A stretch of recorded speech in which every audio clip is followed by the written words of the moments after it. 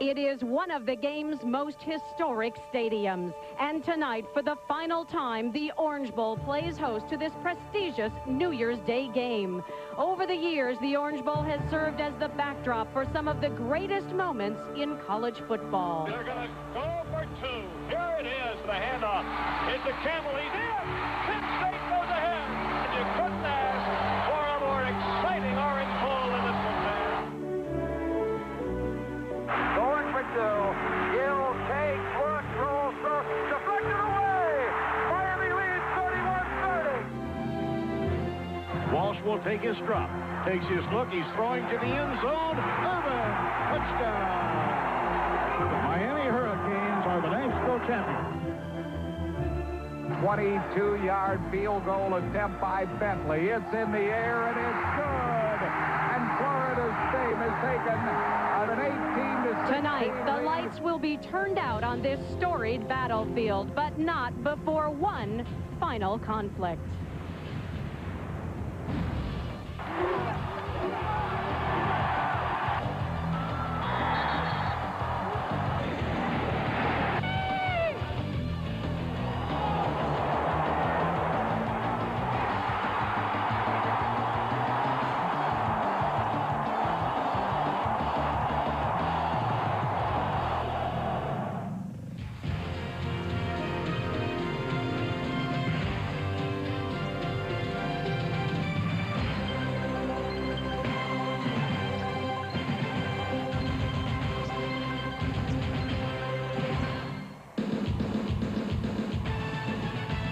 Welcome to Miami in a festive Orange Bowl stadium.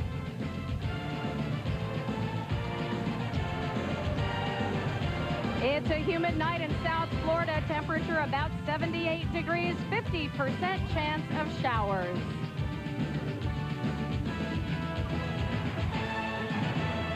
And as the FedEx Orange Bowl gets ready to move north to Joe Robbie Stadium next year, it seems appropriate that as we say goodbye to this grand old stadium, we do it with an outstanding matchup, Florida State against Notre Dame.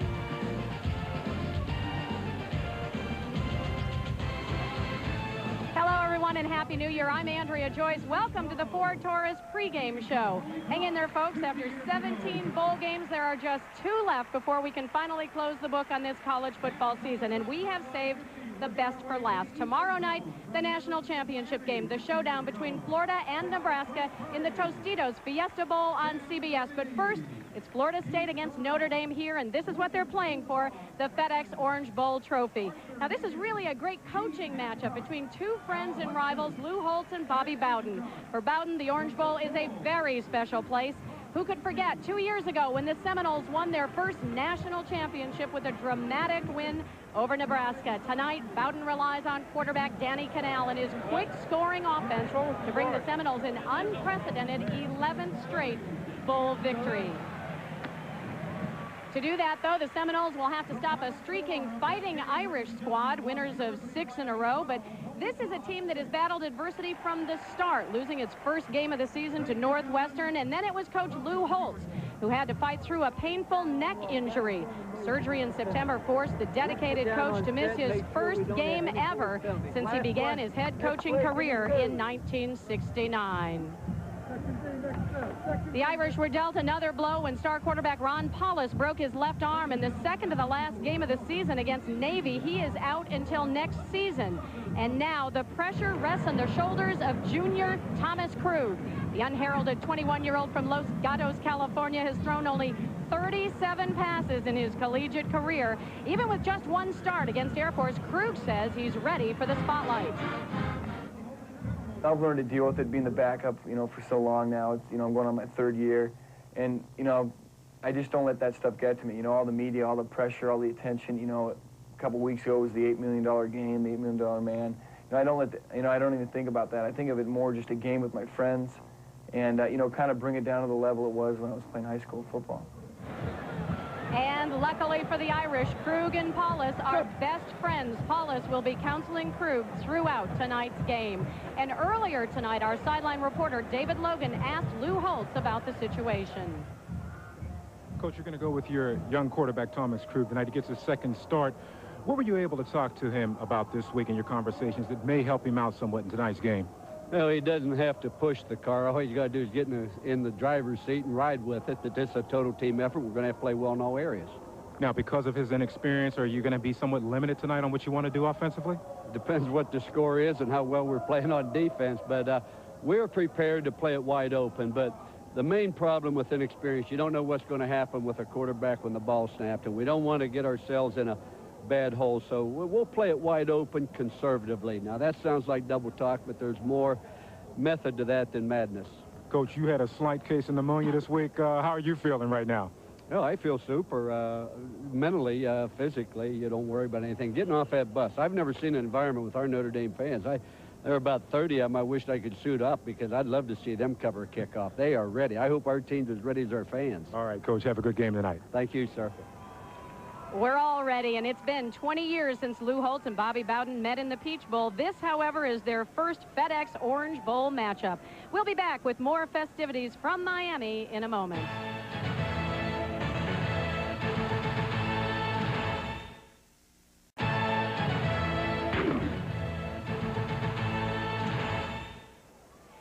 Welcome back to the FedEx Orange Bowl and the Ford Taurus pregame show. We want to update you right now on one other bowl game out west in the Rose Bowl. USC is leading Northwestern by 2 with less than 7 minutes to play in the game.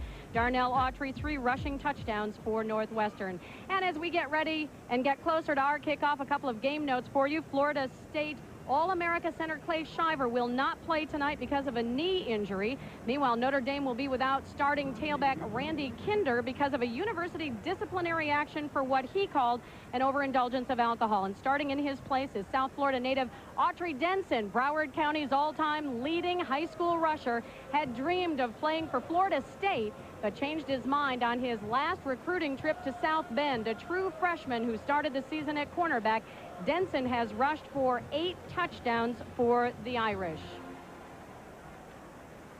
Meanwhile, Florida State's ground game is led by junior Warwick Dunn, a young man who almost didn't play college ball. When he was a senior in high school, tragedy struck. Warwick's mother, an off-duty police officer, was shot and killed in a holdup. And while he thought about quitting the game, Warwick knew his mom wouldn't have wanted that. She's my mom. I mean, I knew that, but she was more than that. She was my best friend, the person that I counted on the most, and she's greatly missed now. She lived her life to the fullest. I mean, she helped anyone, she did anything for anybody, and I guess her death, she was preparing me for that day. And I see that any day now, anyone on this earth can leave, and you can't go, well, I'll do this in the future, I'll do this later. You have to do them now because you never know if you're going to take that, if that's your last breath. But she taught me responsibility, you know, carrying out things that you started, goals, and I think I've continued following what she taught me so far. I guess you will never get over it, and time will only tell, but I can't say I'm over it, and she's not here anymore, and she's greatly missed. It's just something that I'm gonna have to just get accustomed to, and I've gotten accustomed to it so far. It's just a matter of my brothers and sisters growing up, and when they feel the hurt, that's just gonna bring everything back out in the open. So I can't say I'm gonna ever get over it. I mean, that's just a scar in my life. Betty Dunn Smothers, however, will have a lifelong positive influence on her son, and tonight, in her honor, Warwick has once again written the word mom on his taped wrist. And that'll do it for the Ford Taurus pregame show. Thanks for joining us. We'll turn it over to Sean McDonough and Pat Hayden for the kickoff right after this.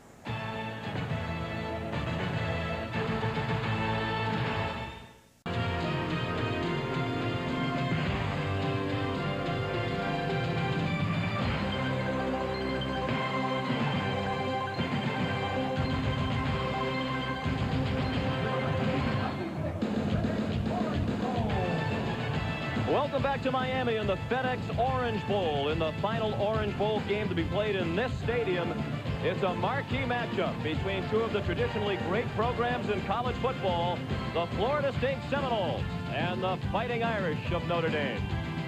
Hello, everyone, and welcome. I'm Sean McDonough, along with Pat Hayden. It's great to have you with us. These teams consider this the rubber game of a 3-game series. They've played the last 2 years in the regular season. Each team has won once. Florida State comes into this one at 9-2 for the year, ranked number 8 in the country. And, Pat, when we think about the Seminoles, we always think first about offense. Well, Sean, their offense simply has been absolutely stunning, what they've been able to do. Look what they've done points a game. They rank 2nd in the nation to Nebraska. Only Florida has scored more touchdowns. You see the yards in the game, passing yards. They can hurt you a lot of different ways, but the key player for Florida State is their halfback, Warwick Dunn. This is the guy that Notre Dame is very concerned about because he can beat you a couple of different ways. Running the football, as he did right here against North Carolina. He can break tackles and he can outrun you. And just when you think you have him boxed in on the running game, he'll slip out of the backfield, catch a flare, and score that way, too. He has 43 catches on the year, and Lou Holtz said he is the key to the game. He's the guy we have to slow down. And the Seminoles certainly know the way onto the Orange Bowl field. They take the field looking for their 11th straight bowl victory. They've won their last 10. That is already an NCAA record. They're also trying to get back into the top 5 in the final AP poll for the 9th straight year. That would add to the record they already own. So plenty at stake tonight, even though the Seminoles are used to playing for the national championship.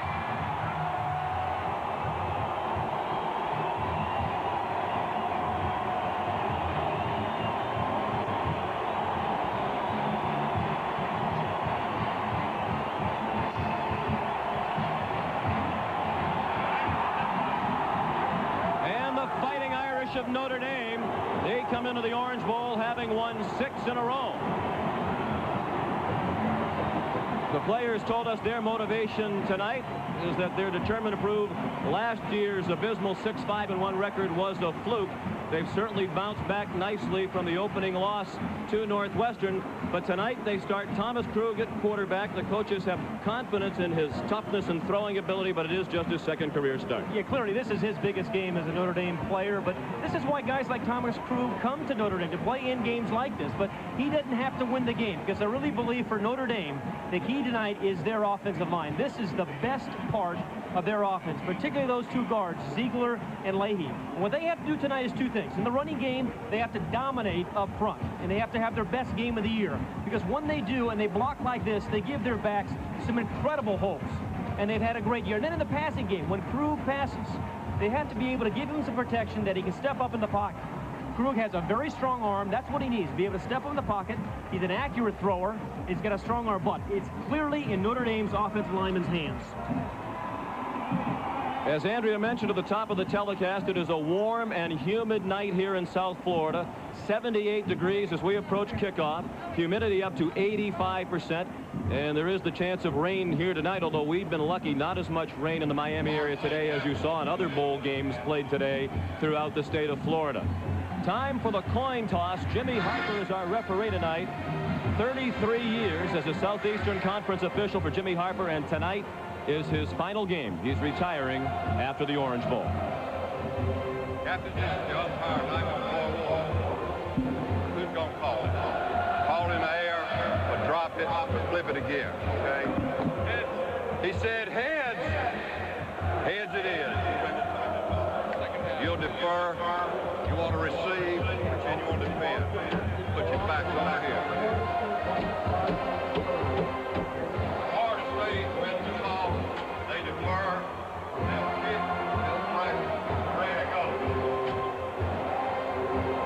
We're pleased to be joined on the sidelines tonight by the former Tampa Bay Buccaneer, David Logan. Thank you very much, Sean. You know, when you stop and consider the Florida State Seminoles record of 9-2 this year, it's the kind of record that most programs in the country would be proud to have. But for them, they found it to be very disappointing because for the first time in several years, tonight they will not contend for a national championship. And so you have to ask yourself, what's the incentive for them? Well, when you consider the Miami Hurricanes, when you consider the Florida Gators, outside of those 2 powerhouse teams, Notre Dame is the next biggest test for them. As for their preparation tonight, let's throw it over to Andrea Joyce. Andrea? All right, thanks, David. Well, even though Notre Dame is the underdog here, it's important to remember this team has a unique bond that has helped them battle adversity all season long.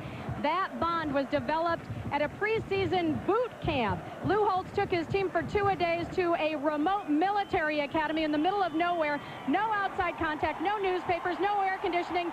You get the idea. Anyway, I spoke to Derek Mays, and he told me that that is exactly why this team did not fold after losing 2 games in September, and it's exactly why this team has made it here to New Year's Day. Now let's go back upstairs to Sean and Pat.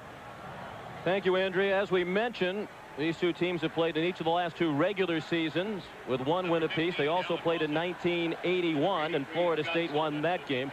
So Florida State leads the all-time series 2 games to 1. They are one of only 3 schools since 1915 to have a winning record against Notre Dame. The other 2 are Michigan and Georgia. They've only played Georgia once. Scott Bentley, who almost went to Notre Dame before deciding to go to Florida State, will kick off for the Seminoles, who won the toss and deferred. And Alan Rossum, one of the speediest members of the Fighting Irish, standing at the 4, waiting for the kickoff. And the 60-second FedEx Orange Bowl is underway. Good kick, taken in the end zone by Rossum. And he's banged down at the 16-yard line. Tackled by Troy Saunders.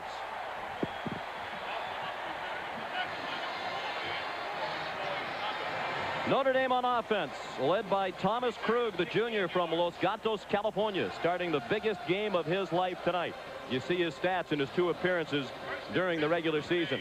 His offensive line, literally the strength of the team. Lou Holtz says the guard duo of Ziegler and Leahy is the best he's ever had. And in the backfield, Autry Denson starts for Randy Kinder at tailback, Derek Mays, an All-American at split end, and Mark Edwards, one of the best fullbacks in the country. 2 wide receivers to the right. And the lone back is Denson with lots of running room to the right. The defender slipped out of the 25, and Denson is across midfield. And finally taken out of bounds by Byron Capers at the 37-yard line of Florida State. There what happened, they moved Mark Edwards into a tight end position. He's normally lined up in the backfield. He hooks here, and Audrey Dennison just follows that block.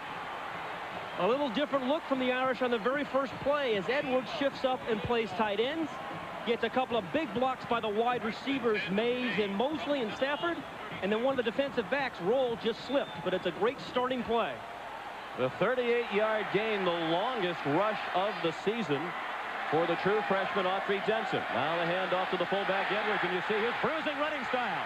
1 man to beat. He won't beat him, but he's inside the 10 and down at the 8. Touchdown saving tackle by Samari Roll. A gain of 38 on the first play and 28 on that rush by Edwards. Yeah, Mark Edwards has had, what's the block here? Mark Edwards has had an MVP kind of season. I mean, he's done a little bit of everything for them, including making long runs, even though he weighs 230 pounds. I mean, he is a rock slide with legs. I mean, he gets that momentum, that 230 pounds moving, he's hard to bring down. First and goal at the 8. In the regular season finale against Air Force, Krug's first career start. Notre Dame scored on its opening drive with all running plays. 10 plays, they went 94 yards. This time, with the play clock running out, Krug calls for a timeout. The Irish of Lou Holtz on the move. We'll be back in a moment. That's good, Gloria. When can FedEx deliver these boxes? Well, they said they could deliver them by 8 a.m. tomorrow. That's great. Or by 10:30 tomorrow. Or on Monday by 8, 10:30, or 3, or same day. Valentine's Day, Groundhog Day. On Saturday, or even today. Oh, I forgot. By 4:30. Now, with same-day 8 a.m. and 10:30 delivery, no one gives you more delivery options than FedEx. Hey, when can FedEx deliver those boxes? Gloria? Well, they could get it there by 8 a.m. or by... FedEx, absolutely, positively, anytime. Let's look at the Magnum Power Sales Event one word at a time. Magnum, as in Magnum Engines, as in Dodge Ram, ranked most appealing pickup by J.D. Power and Associates. Power, overall the most powerful line of truck engines on the planet. Sales. Sean McDonough, Pat Hayden back at the Orange Bowl after the timeout. First and goal from the 8. And Denson off right guard, knocked down short of the 5-yard line by Todd Rebold. Notre Dame was not charged with a timeout moments ago. The play clock was not running, and that's why Krug was confused and signaled for a timeout. Jimmy Harper, the referee, realized that it wasn't Krug's fault, that there was a problem with the play clock. Notre Dame not charged. Sean, Lou Holtz said to us this week that they were going to run an entirely different offense, different formation, same plays, but they were trying to keep the safeties of the Seminoles away from the line of scrimmage. They use a lot of different formations than they have all season long. 2 tight ends in the game, and Denson slipped down as he tried to cut back at the 6-yard line. The turf is a bit soggy from the off and on sprinkles we've had here in Miami today. The Florida State defense under siege on the opening drive. It's a front 4 led by Renard Wilson with 9 sacks. Sam Cowart is the leading tackler for Florida State, joined at linebacker by Darrell Bush and Todd Rebold.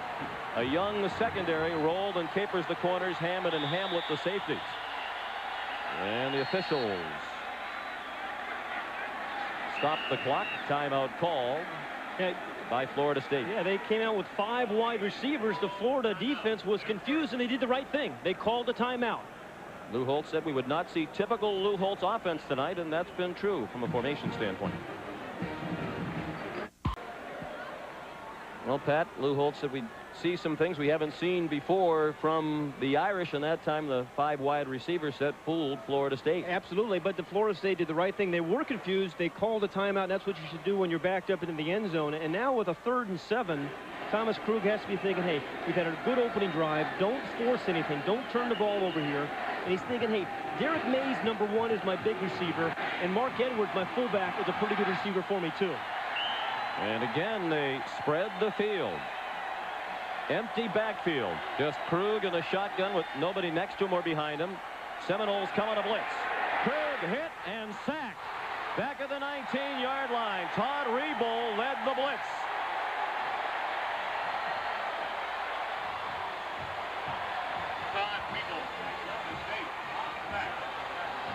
Todd Rebold, the inside linebacker, he is generally their best pass defender as a linebacker, but he gets a perfect jump. The guard blocks to his right. The tackle, Clevenger, takes the outside man. A well-designed blitz. He comes cleanly for the sack. Now Scott Senja will attempt a 35-yard field goal from the right hash mark out of the hold of Charles Stafford, a wide receiver. And wide right, familiar words in this part of the country. Yeah, Florida State heard wide right for many years. So a chance for the underdog Fighting Irish to capture the early momentum, but after 2 long runs, the drive stalled inside the 10-yard line, and Senja, a walk-on kicker who only took over for Kevin Kopka at mid-season, missed the 35-yarder. Yeah, and the sack by Rebold was a momentum changer. I mean, for Florida State to get out of that without giving up a point is pretty good, pretty remarkable, and they can thank Todd Rebold. And Florida State takes over at the 20 after the missed field goal, led by Danny Cannell. And they'll open in the shotgun. You'll see this frequently. Start in the shotgun, then shift to the eye. Movement along the left end of the Florida State offensive line was Jesus Hernandez, who came out of his stance. Before the ball is snapped, we have an illegal movement, offensive line. And it's over at the Rose Bowl. USC held on to beat Northwestern. Wildcats mounted a comeback in the second half, but fell short. Sean McDonough with Pat Hayden, Andrea Joyce and David Logan at the Orange Bowl. With FedEx Orange Bowl just underway. Notre Dame missed a field goal at the end of its first drive. Now on the first carry for Warwick Dunn, he was shirt collared by Ronaldo Wynn. Danny Cannell, the senior, the ACC Player of the Year, threw for a school and conference record 32 touchdowns. The offensive line tonight without All-American center Clay Shiver. Kevin Long gets the start with a veteran cast around him. 2nd and 16 for the Seminoles. And Warwick Dunn is the player who most concerns the Notre Dame coaches with his running and receiving abilities. And Pooh Bear Williams, the fullback, at 285 pounds. He doesn't carry very often. He got the call there and moved it ahead to the 18 before he was tackled by Paul Grassmanis. Largest Pooh Bear in the country, by the way. That's a lot of Pooh Bear. Clarence Pooh Bear Williams at 6'1", 285. He only had a total of 4 carries over the last 4 games. Last season, when these two teams met in the regular season, Notre Dame could not stop the run. Rock Preston had 165 yards, a career high, and Warwick Dunn ran for 163. On 3rd and 12, play action fake, man open, caught, first down and more.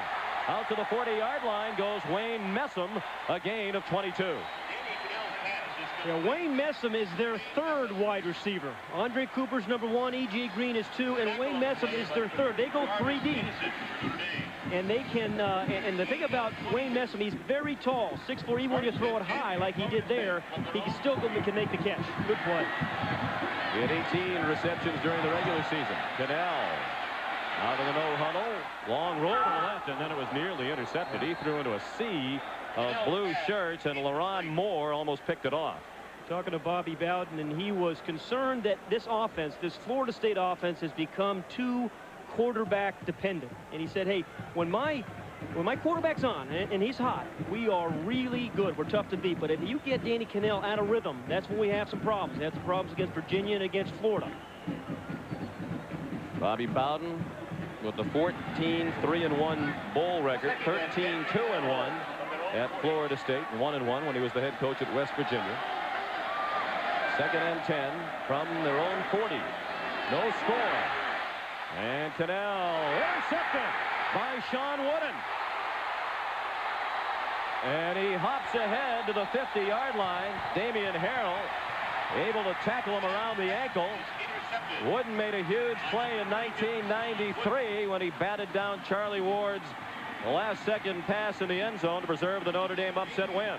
I tell you, Sean Wooden does a great job on the slot man. Now, Florida State has a real tendency to throw the ball to the slot. And Sean Wooden had a man-for-man the whole way. Kind of came under. It wasn't necessarily a bad throw, but a well-played ball by Sean Wooden. For a moment there, he was trying to lateral it. So the Irish offense did their job, or did a pretty good job in the first series, and then the Irish defense gives them a turnover. Well, even though the Irish came up short on their first drive and missed a field goal, they certainly gave the Florida State players and coaches something to think about with the formations we saw. Krug setting up a screen. It's incomplete. Dropped by Denson. And it's probably just as well for Autry that he dropped it, as there were several Seminoles running at him at close range. Well, when you play against a Lou Holtz team, you better be prepared to defend screens and delays and quick throws, and that's what they're going to try to do with Thomas Krug as well.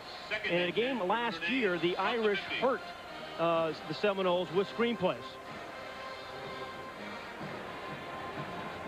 Thomas Krug signed to 10 Notre Dame a couple of days before Ron Paulus decided to go to Notre Dame.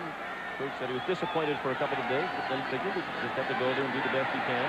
Hope to get a chance to play. He shows some running ability. First down and more. He's down at the 35-yard line of Florida State. Sean Hamlet, the safety, forced to tackle him.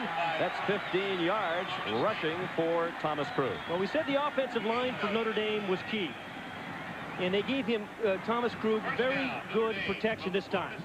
No blitzers came cleanly that time. Again, he does the smart thing.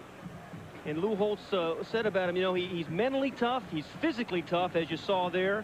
He's confident, and he's competitive. He said, I'm concerned about his decision-making, but he's got a lot of other intangibles. Mark Edwards, the lone back behind Krug. Quick pass. Derek Mays, the All-American. Good cut to the inside.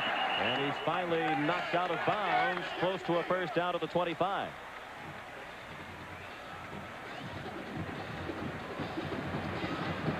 Robert Hammond, the tackle for the Seminoles. During the run, we have a block in the back. Offensive team, 10 yards from the spot of foul. Saw Jimmy Harper hesitate. He waited for the public address announcement. This stadium might be old and creaky, but there's no problem with the volume of the PA system. Well, here's the penalty. It's number 8. I'm going to be on number 81, Charles Stafford. This is the receiver, Derek Mays, in this quick screen, but he's going to block him in the back. It's the push, easy call. Right in front of the official. But that's what you're going to see out of the Notre Dame passing attack. A lot of those kind of screen plays, particularly for a young quarterback, an experienced guy. And just in case the official missed it, Stafford did it again. As they approach the sideline. On 1st and 18, shovel pass to Edwards. And he was tripped up by Sam Cowart. Mark Edwards, the ball carrier for Notre Dame. And Cowart is still down and grabbing his left knee. Sam's a junior from Jacksonville. When he had a great year. You mentioned their leading tackler and 3 sacks of Danny Werfel against Florida in the first quarter.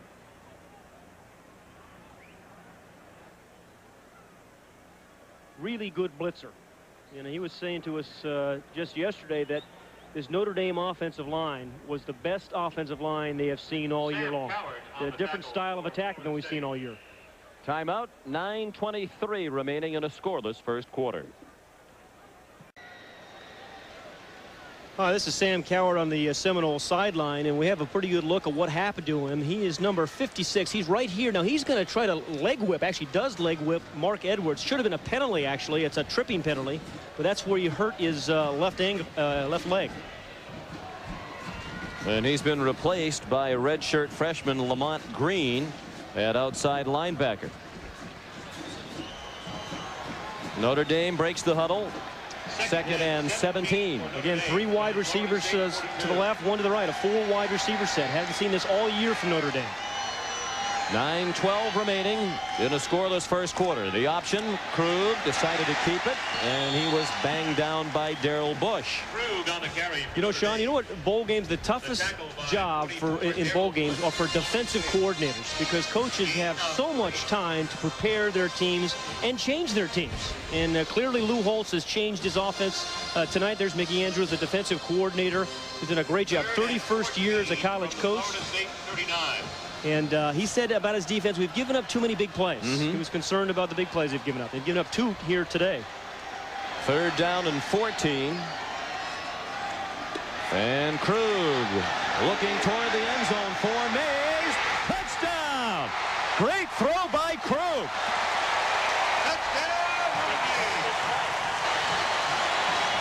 I tell you don't want to let an inexperienced quarterback get a lot of confidence early in a game like this, Sean, if you're Florida State. But that was one beautiful throw. But it started with the protection, and the offensive line did their part. Krug did his, and Derek Mays just ran under a perfect throw. Mays, Notre Dame's all-time leader in touchdown receptions with the 23rd of his career. And Scott Senja is on to try the extra point. And he sneaks it inside the left upright.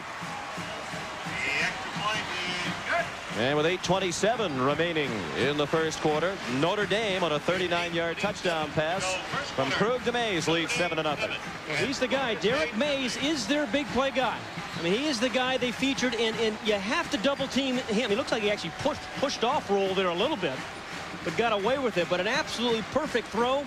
Remember we said at the top of this broadcast the offensive line are going to win or lose this game? And when your quarterback can step up like that and has the chance to throw downfield to a guy like Derek Mays, you can have plays like this. He's got his man beaten by 2 steps. A beautiful adjustment. And I mean, you can't, I mean, Ron Paulus couldn't have thrown that any better. Here's what happens. He actually comes right down here, right past him. The protection up front is the key to the whole play. And I think Thomas Krug is thinking big play the whole way. As soon as he sees the free safety just hanging there in the middle, the free safety's beaten too. He didn't give the corner any help. He knows he has a chance for a touchdown.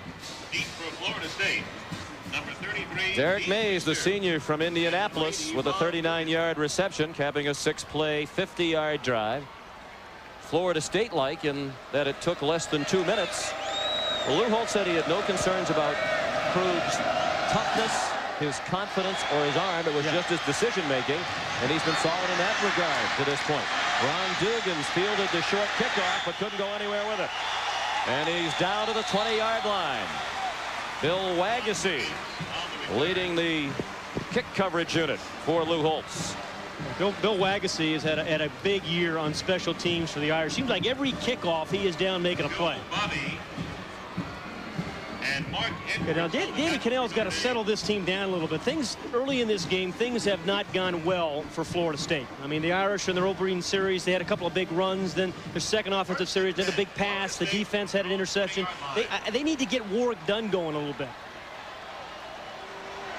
They shift out of the shotgun into the eye with Pooh Bear Williams in front of Warwick Dunn. Cannell straight back, setting up a screen. Pooh Bear Williams rumbles up the near sideline and has a first down out to the 31-yard line. A gain of 11 to Pooh Bear. A good block by Kevin Long, the center. Talk about Notre Dame running screens. Watch Florida State, in particular the center, number 51, who's going to come right at you. 66 is Tyron. I mean, it was perfectly set up. All the defensive backs were downfield, and you get 270 pounds of Pooh Bear coming at you. You try to avoid that. I mean, he's been mistaken for Vermont in these parts. Mark Rick, the offensive coordinator, told us during the week Pooh Bear wasn't as much a part of the offense late in the year just because he weighed too much. He'd be better at 260, they feel. Dunn with the cutback. And when airborne, a leap over a would-be tackler. He made it to the 39. Dropped by LaRon Moore. And here's Andrea Joyce. All right, Sean, I'm down on the field with Irish injured quarterback Ron Paulus, who, as we mentioned, is playing an instrumental role in this game, counseling Thomas Krug. What did you tell him in between offensive series to get him going? Well, I don't have to tell him much, I guess. He's doing a great job right now. You know, our biggest key is not turning the ball over, and he's doing a great job at that. We just got to keep his eyes open, be ready for anything. You know, they're going to come after him right away, but, you know, making plays like that, they're going to have to back off. Are the unorthodox formations working? I think they are. I think we caught him off guard a couple times, and, you know, that's only to our advantage and Thomas's advantage. All right, well, we wish you the best of luck. We hope that your arm is better by next year, and we look forward to seeing you in 1996. Thanks again. Back upstairs to Sean and Pat. Thank you, Andrea. It was Warwick Dunn who took the toss and picked up the first down. On 2nd and 3, he got 7 to the 46. And Ron is right. The formations have helped. I mean, they also, you know, not only the big plays they got, but they forced a timeout, remember, on one of those formations as well. So Lou Holt's a different game plan. It's worked thus far. And the yardage figure you saw for Dunn, 1,242, FSU's single season record. He gets the handoff going straight ahead through the hole. First down into Irish territory and down to the 31-yard line. It's hard to imagine that Warwick Dunn averaged 7.5 yards a carry. He is absolutely explosive. And the thing about him, with his explosiveness, oftentimes you take the wrong angle. And just when you think you have him, then he's going to make, you know, give you a little move and miss. So he can explode through an arm tackle, and then he can make you take a wrong angle because of his speed. At the 31-yard line, 1st and 10. Notre Dame leads 7-0. It was a gain of 23 for Dunn. And the play action fake by Cannell. And it's E.G. Green inside the 20 and out of bounds at the 15-yard line. A gain of 16 for the sophomore from Fort Walton Beach, Florida.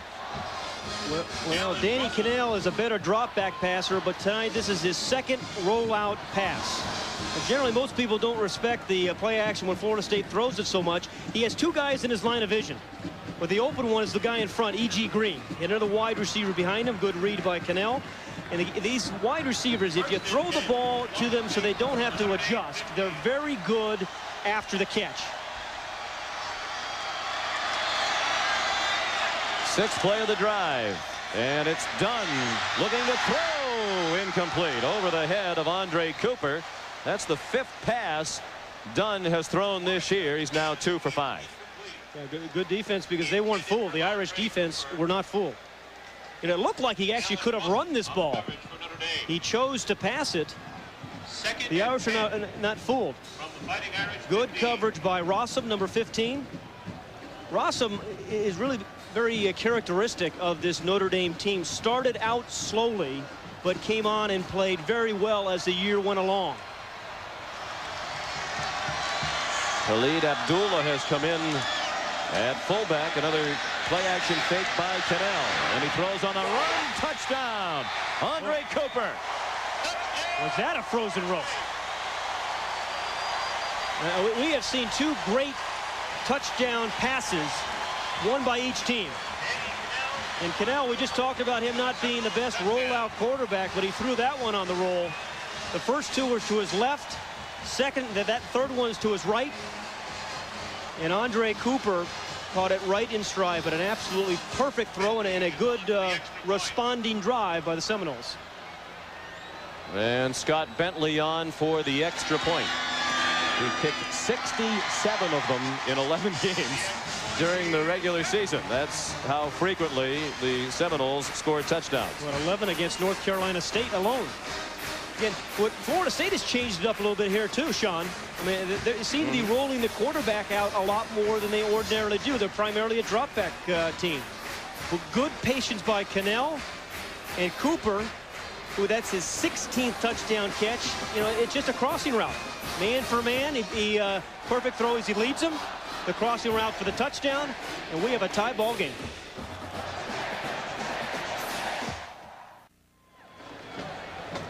Florida State has tied the game at 7. An 81-yard drive for the Seminoles in 7 plays.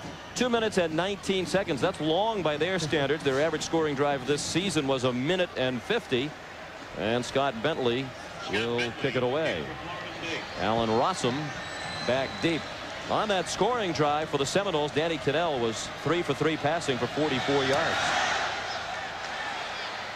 High kickoff. Taken just shy of the 10 by Rossum. Trying to get outside and does. Across the 30. And knocked down at the 36-yard line. For an update on the status of Sam Cowart, let's check in with David Logan. Okay, Sean, thank you. The news here on the Florida State sideline is not good for Sam Cowart. He has sustained a lateral collateral ligament damage. It is torn, so he will not return in this football game. Sean? Return of 27 yards. Very disappointing way, obviously, to end his season. He is a junior. And Lamont Green, the redshirt freshman, Miami native, playing in his hometown, now thrust into the spotlight. Edwards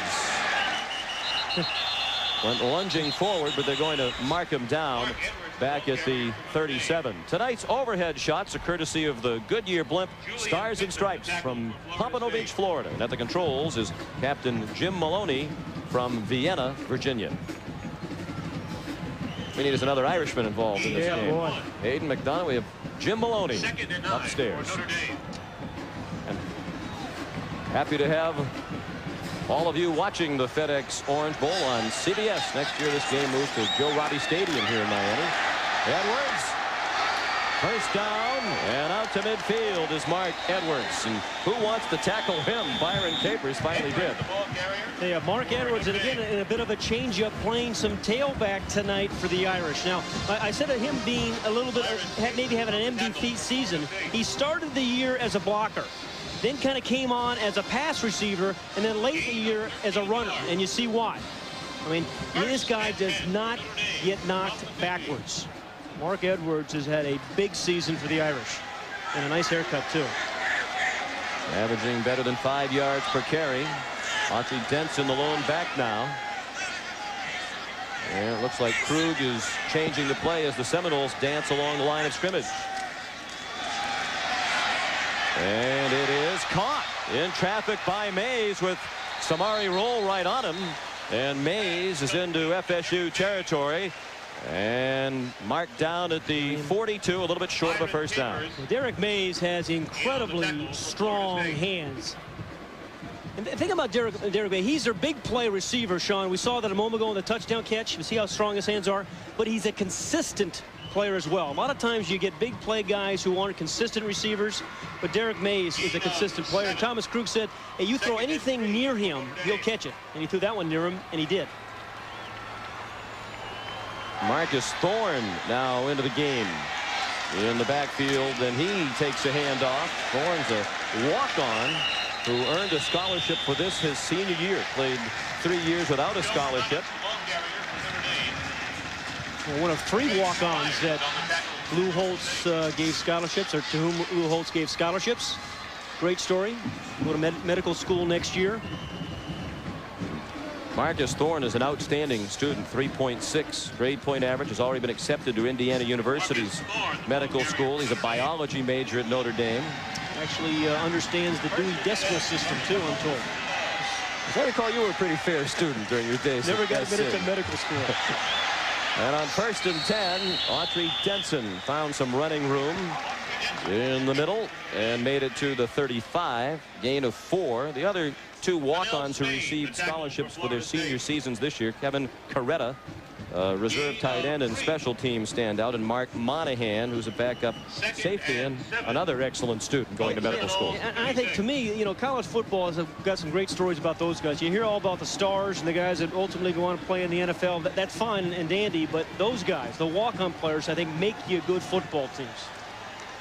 Krug, and Mays dropped it. And that was a forward pass, incomplete. Mays wasn't taking any chances. And when I say that, you know, the walk-ons are the kind of guys that come out and are fodder for the Derek Mazes and the big old offensive lines, and they get beaten up every day, and they help your team get better. And I've known a lot of walk-on type of guys in my life. They always seem to be successful in their careers long after their football days are over. Well, I like what Lou Holtz said, too, about that situation. So when he called all 3 of them over the summer, said he might be able to get them a scholarship. All 3 of them said, if you only have 2 instead of 3, give them to the other 2. I'll come back as a walk-on. Low snap handled by Krug on 3rd and 7. He steps up. Outstanding catch. Ruled a catch by Charles Stafford, and a first down at the 27-yard line. The Seminole defenders certain that it was not a clean grab, but the officials say yes and a first down. Well, the Florida State defense has not solved the riddle. This is not the same Notre Dame team that played 11 games. You see, you have 2 receivers to this side up at the top. You have 2 down at the bottom as well. And again, what's happening is they seem to be confused. Yeah, he dropped that ball. That was not a catch. He got away with one. Indeed, he did. The Seminole defenders were correct. Option again. High pitch handled by Edwards. And he's tripped up inside the 25, down at the 22. And a gain of 5. It was almost a disaster. Well, here is 2:46 remaining. The first quarter. Game is tied. We have not seen a punt yet. We expected an explosive offensive show from Florida State, but we expected Notre Dame to really play it kind of close to the vest, but they have not. Thomas Krug has been sensational, throwing the long touchdown pass to Derek Mays. The offensive line have done their job, and Mark Edwards is just kind of grinding away at a new position too, tailback. And once again, the Seminoles confused as the Fighting Irish lined up, and the Noles use another timeout. 7-7 the score. Back to the FedEx Orange Bowl in a moment.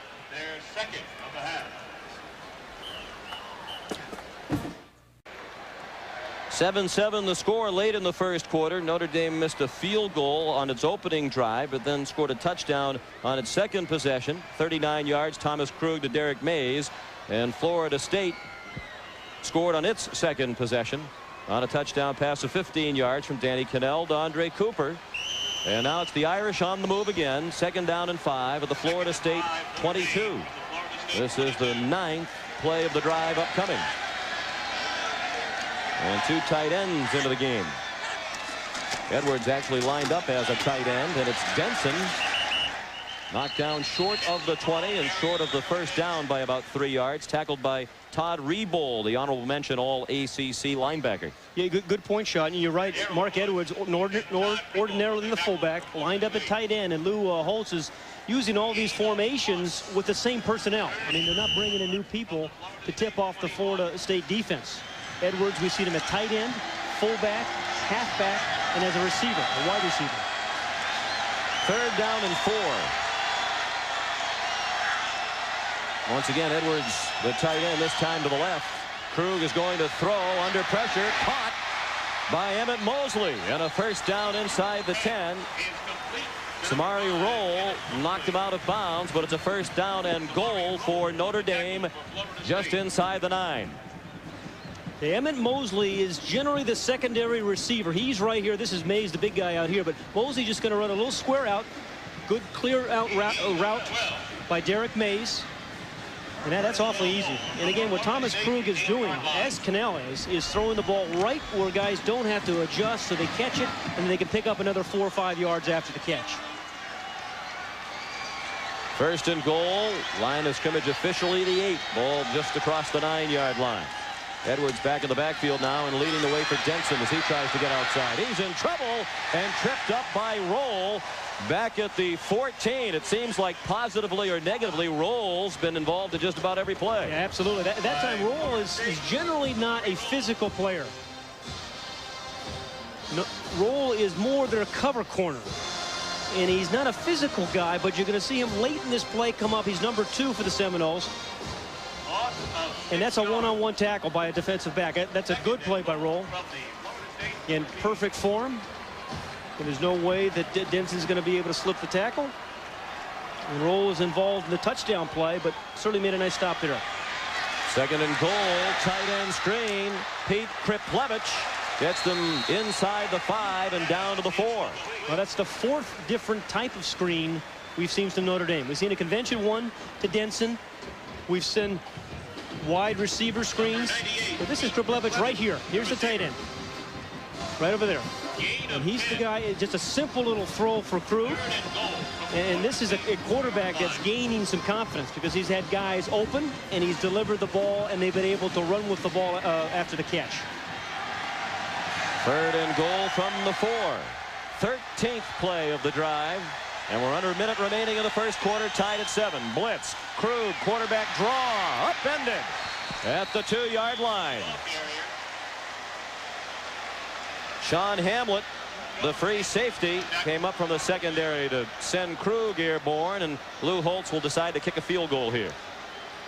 You had a blitz coming inside. The Seminole defense guessed properly. Wadsworth sucks up a couple of blocks. From the Florida State 2-yard And the free safety Hamlet. I mean, that's a pretty easy tackle on a quarterback. I mean, they were trying to get the quarterback draw after spreading out 4 wide receivers, but the blitz threw them off. Scott Senja missed from 35. This is an extra point. Ooh. And you put the excitement back in the... That's a rebound. 20-yard field goal. Essentially the same as an extra point right in the middle of the field, right on the 10-yard line. But he banked it in.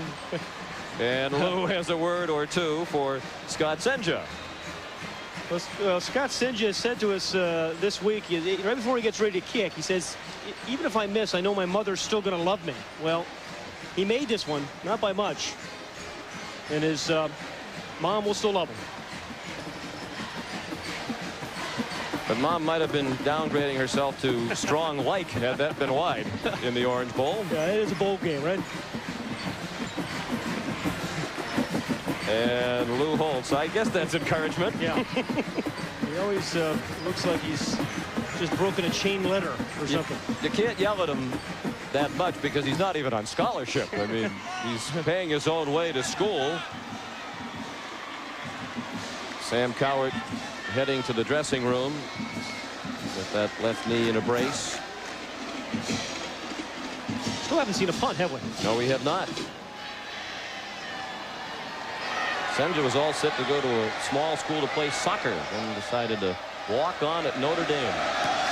And he slipped as he put the foot to the kickoff. And Rock Preston slipped, and because his knee went down, he's marked down at the 4-yard line.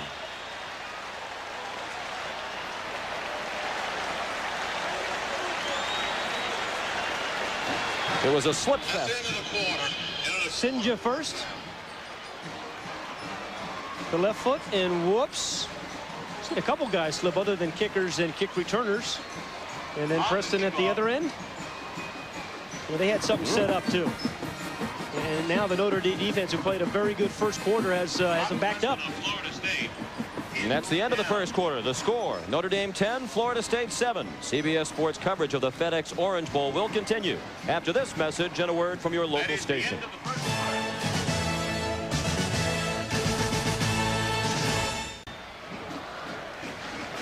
End of one quarter here in Miami at the 1996 FedEx Orange Bowl. Notre Dame, double-digit underdog, has a 3-point lead. And tomorrow night, the national championship game played at the Tostitos Fiesta Bowl here on CBS Sports. Number 1 Nebraska, number 2 Florida, 8 Eastern time. From their own 4-yard line, 1st and 10 for Florida State. And the handoff goes to Rock Preston in to spell Warwick Dunn, and Preston got them across the 5 and out to the 8. And how about the time of possession in the first quarter? That's a good way to slow down a good offense. Don't let them have the ball. Yeah, it is. Although Florida State doesn't possess the ball real well because they score so quickly. All year long they've scored so quickly. So time of possession when you're playing against Florida State isn't necessarily a great statistic unless you're scoring. But Notre Dame did score 10 points. Or unless it's as dramatic as it was in that instance in one quarter. 11 minutes to 4 essentially. 2nd down and 6. And the toss to Preston. And he's knocked down at the 11-yard line, perhaps the 12. Brian McGee, the safety, senior from Largo, Florida, came up to make the play. Well, if the Notre Dame defense is going to slow down Rock Preston and Warwick Dunn, remember the last time they played last year, they each had over 160 yards. Those safeties, McGee and Moore, are going to have to gain some support. But it's so hard to get up there close to the line of scrimmage when they have so many wide receivers, 3 of them that can hurt you.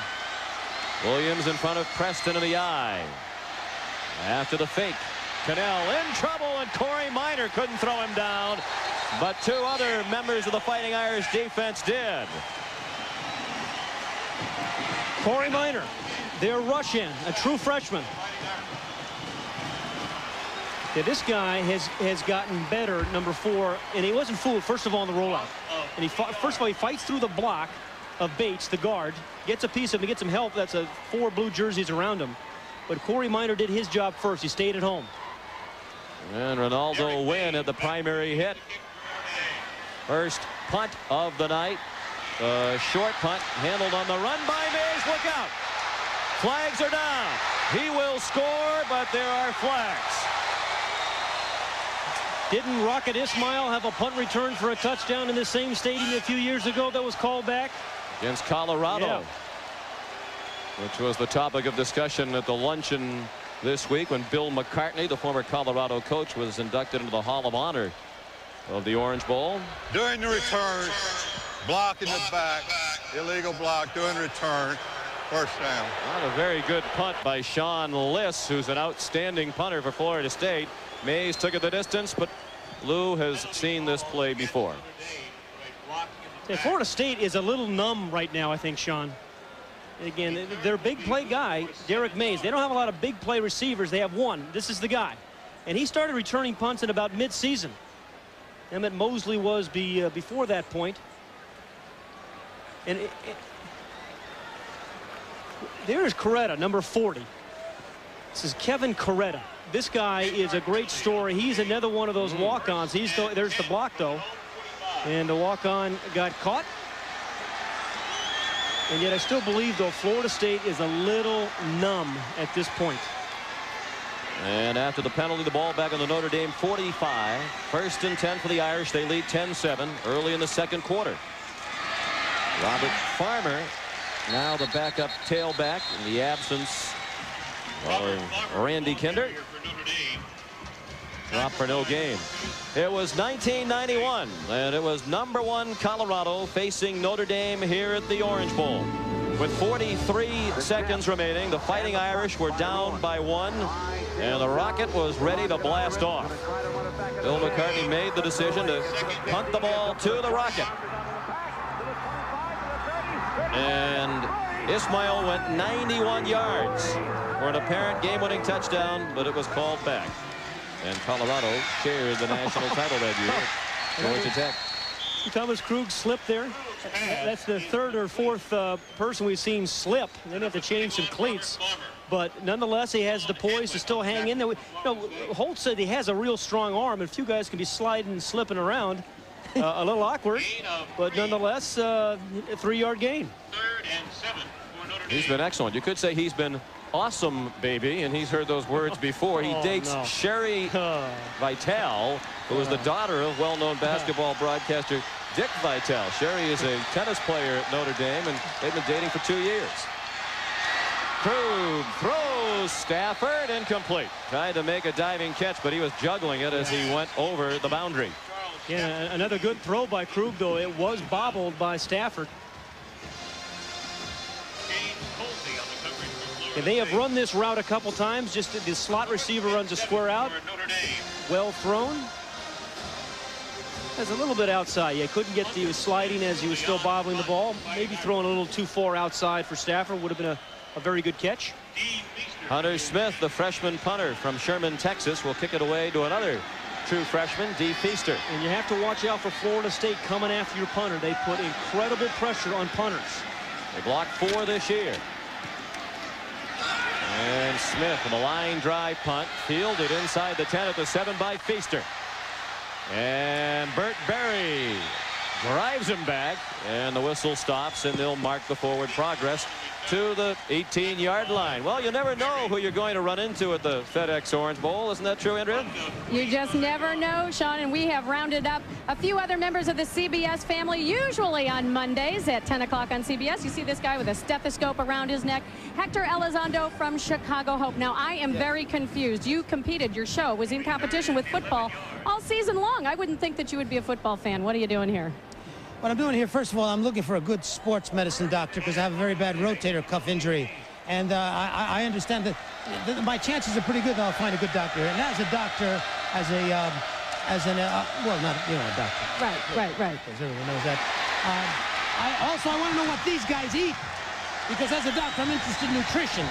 We'll take you back into the locker room after the game, and we'll show you. You'll be very surprised. And also enjoying the action, the star of Due South, Fridays at 8 o'clock, Paul Gross. Now, I haven't seen you do any cheering here. Do you have an allegiance to one school or the other? Well, no, I'm finding it difficult. I attended both institutions and was expelled by both, so I'm impartial as far as the cheering. So that's why you have the security guard up here. All right, you know how this works. You've been on our show. We get to be on your shows. So Sean, Pat, you guys get ready for your close-ups. Back to you. All right, Andrea, thank you very much. The completion to Wayne Messam got them to the 39, and here goes Warwick Dunn. That's a block from E.G. Green. And he's inside the 30 and down at the 25-yard line. Is he fun to watch? I don't know if you've ever tried to eat Jell-O with chopsticks, but trying to tackle Warwick Dunn is a little bit like that. Why would I want to eat Jell-O with chopsticks? Well, it's hard to do. It is very hard to do, just as it's hard to get your hands around Dunn. I mean, the play is designed to go right. He breaks the tackle of Tatum. Then you saw, first it was the power, then the speed, and then the patience as he picks up a block by Green. A good block by Green. And that's a terrific play by Warwick Dunn. Gain of 36. Warwick's up to 72 yards rushing on just 5 carries. 10-7 Notre Dame with 10:23 remaining in the first half. Cannell appeared to change the play. And he has time. Going for the corner of the end zone. Incomplete. Green was open, but it was batted away in the corner by Sean Wooden. Great play by Wooden because Green did catch it momentarily. You're right. He had his paws on it, and right at the last moment, he was stripped by Wooden. Again, the ball was thrown a little bit late. Otherwise, this is a touchdown. A corner route by Green. Good head fake. Starts to run away from Wooden, but because the ball hangs a little bit, he can recover and knock it away. Could have been a better adjustment maybe there by Green. Looked like I went off his shoulder pad too. 2nd and 10. Irish showing blitz. Dunn puts his head down. He's only about 170 pounds, but he is a powerful runner. He'll take on tacklers as you saw there, and he got 3 tackled by Sean Wooden. He can beat you a couple different ways as a runner too. And we talked about him being both a receiver and a running back, but even as a runner, we saw him dance for 36 yards. But he can break tackles, even though he's only 178 pounds. He's a strong guy. Notre Dame offensive line. They've done a job tonight. Rock Preston checks in now at tailback, lined up behind Pooh Bear Williams. On 3rd down and nearly 7, he's in trouble. Cannell is sacked. Back at the 35-yard line by John McLaughlin, who comes in pass rush situations, and he came through with the sack. Yeah, that's a coverage sack, though. Loss of 13 yards. That is a coverage sack, but John McLaughlin is one of their better pass rushers. He's going to come from the left side. He ran a stunt and then came back inside. but he had plenty of time originally to throw that ball, but good coverage forced the sack by McLaughlin. And Liss on to punt again, trying to kill it inside the 5. He could not. Good effort downfield, but they couldn't save it. James D'Amico with the dive. Providing tonight's shots from above, the Goodyear Blimps, Stars and Stripes. The Goodyear Blimps are now in their 4th decade of live sports coverage. 8:41 remaining till halftime. Notre Dame, the biggest underdog of any team in a bowl this year. Double-digit underdog, leads 10-7. And didn't Lou Holtz remind his team of that fact several times this week? So they were a little bit insulted by that fact. Bobby Bowden said the odds makers must be drunk, to use his word. Mark Edwards, the ball carrier on first down. He got a yard. But perhaps this is what the odds makers had in mind. Notre Dame playing without Ron Paulus and without Randy Kinder. Paulus, due to injury, he'll miss spring practice with the rod that was inserted in his broken left arm, but they think he'll be back next fall. Kinder suspended for disciplinary reasons. 59% of the offense. So it really is thus far a remarkable performance by Notre Dame. Well, a very solid performance by Thomas Krug. A toss to Denson. And he's tackled around the shins at the 26-yard line by Julian Pittman. Backups in at several positions on defense for Florida State. They generally rotate 2 people at each spot. Sean, you know, we've talked about Mark Edwards a lot. He is the fullback back here. You're going to see the lead block. Here he is, right here. There he is. We've seen him play tight end, wide receiver, and now a lead blocker. I mean, Mark Edwards, to me, is the most valuable player the last 5 games of the season for the Irish. Done everything for him. Second lead receiver, too. Here's a junior from Norwood, Ohio. On the draw, Denson in trouble and dropped for a loss. Back at the 23-yard line by Lamont Green. He's the redshirt freshman in for the injured Sam Coward. Yeah, and, you know, when your team is struggling a little bit, like Florida State is right now, you need a defensive play or a special teams play to get you back into it. And Lamont Green in for Coward does just that. Again, good delay blitz. Nobody really picked him up. 4th and 7. And now here where Florida State has a chance too on a special teams play for a big play. I mean, they blocked a lot of punts during Bobby Bowden's tenure. Hunter Smith under pressure, got it off. Low wobbly kick. Fair catch made by Feaster, a 37-yard punt as he took it right on the FSU 40. 7:14 remaining in the first half. Notre Dame still with a 3-point lead.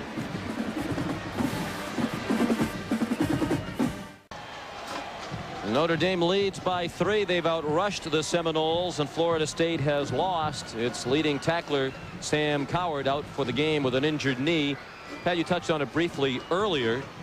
The motivation question about Florida State. As Bobby Bowden said, over the last 7 or 8 years, his team is accustomed to being at least mathematically alive for the national championship when they play in a New Year's Day game. This year, they definitely are not. They pointed to all the streaks they have alive that they want to extend, but you wonder. Well, you know, Bobby Bowden also said you have to be hungry to win. He said the hungriest team this bowl season was Virginia Tech. They won the Sugar Bowl. You wonder about Ohio State. Were they hungry down, you know, in the Citrus Bowl when they thought maybe they should be in the Rose Bowl? And you have to wonder if these guys are hungry right now. This is the best starting field position of the night for Florida State from their own 40, and it's Dunn trying to get outside. Flag thrown in the backfield as Dunn is down close to a first down, but it looked like an illegal block against Jesus Hernandez. The flag thrown by Jimmy Harper right at the feet of Hernandez. And one guy who has been hungry, though, is old Warwick Dunn. Yep. He's had himself a heck of a first half. During the run, holding offensive line 10 yards from the spot of foul. Hernandez, a Miami native, went to Florida State as a walk-on, wasn't recruited by Division I programs. And here he is. Jesus right there. You're going to see him get a lock-on, a little Heimlich maneuver. Oh, I'd say that was a hold. That's a takedown. If you're going to do it, do it right. And he did. He's now on scholarship, we should point out, at Florida State. He said he had to throw away all of his University of Miami stuff. They didn't recruit me. I grew up coming to all their games here at the Orange Bowl. I wanted to play for the Hurricanes. They didn't recruit me. I threw away their stuff. Didn't even know who the head coach was. At Florida State. Dunn takes the handoff and is tackled by LaRon Cobbins after a short gain to the 33. Let's check in again with David Logan. All right, Sean, thank you very much. You know, although the Seminoles are starting to move the ball on the ground, they can still use the man to my right, the fine All-America center, Clay Shiver. Shay, I know that this is disappointing for you. You definitely don't want to end your career like this. Yeah, it's very disappointing. I really worked hard to try to get back for this one, but it just wasn't happening. And as disappointing as it is, I'm still very secure in the fact that God has a plan for my life. Let me ask you something. In your opinion, does the team seem to be as intense as we've seen them in the past several weeks? I think so. I think that they're not clicking as well as they can on offense. And it's going to take them maybe a couple series to get going and build a little rhythm. But you know, I think they'll get that back for the game. All right, Clay. Best wishes to you. Thank you. Okay, Sean.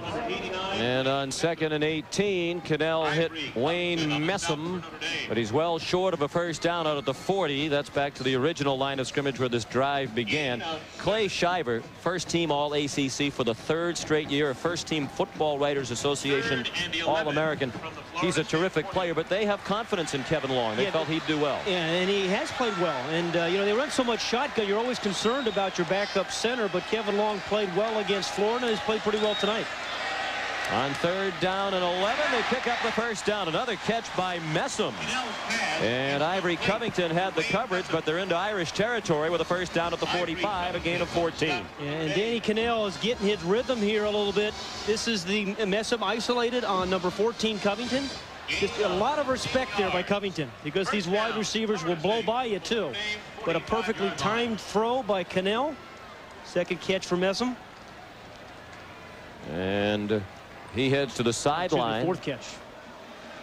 Wayne's a junior from South Bay, Florida, and was voted homecoming chief by the FSU student body this fall.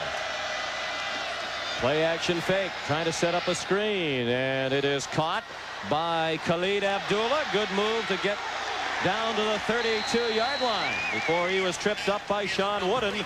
That's a gain of 14 and another first down. Hey, who threw a great block there was Warrick Dunn. You know, we talked about Warrick Dunn so much as a receiver and as a runner. He does a great job of setting this thing up. Warrick Dunn,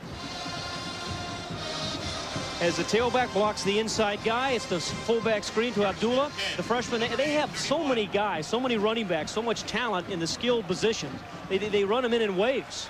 This guy didn't play a lot this year, but Warrick Dunn, he's had a little bit of everything tonight, including throw the ball. Yes, unsuccessfully.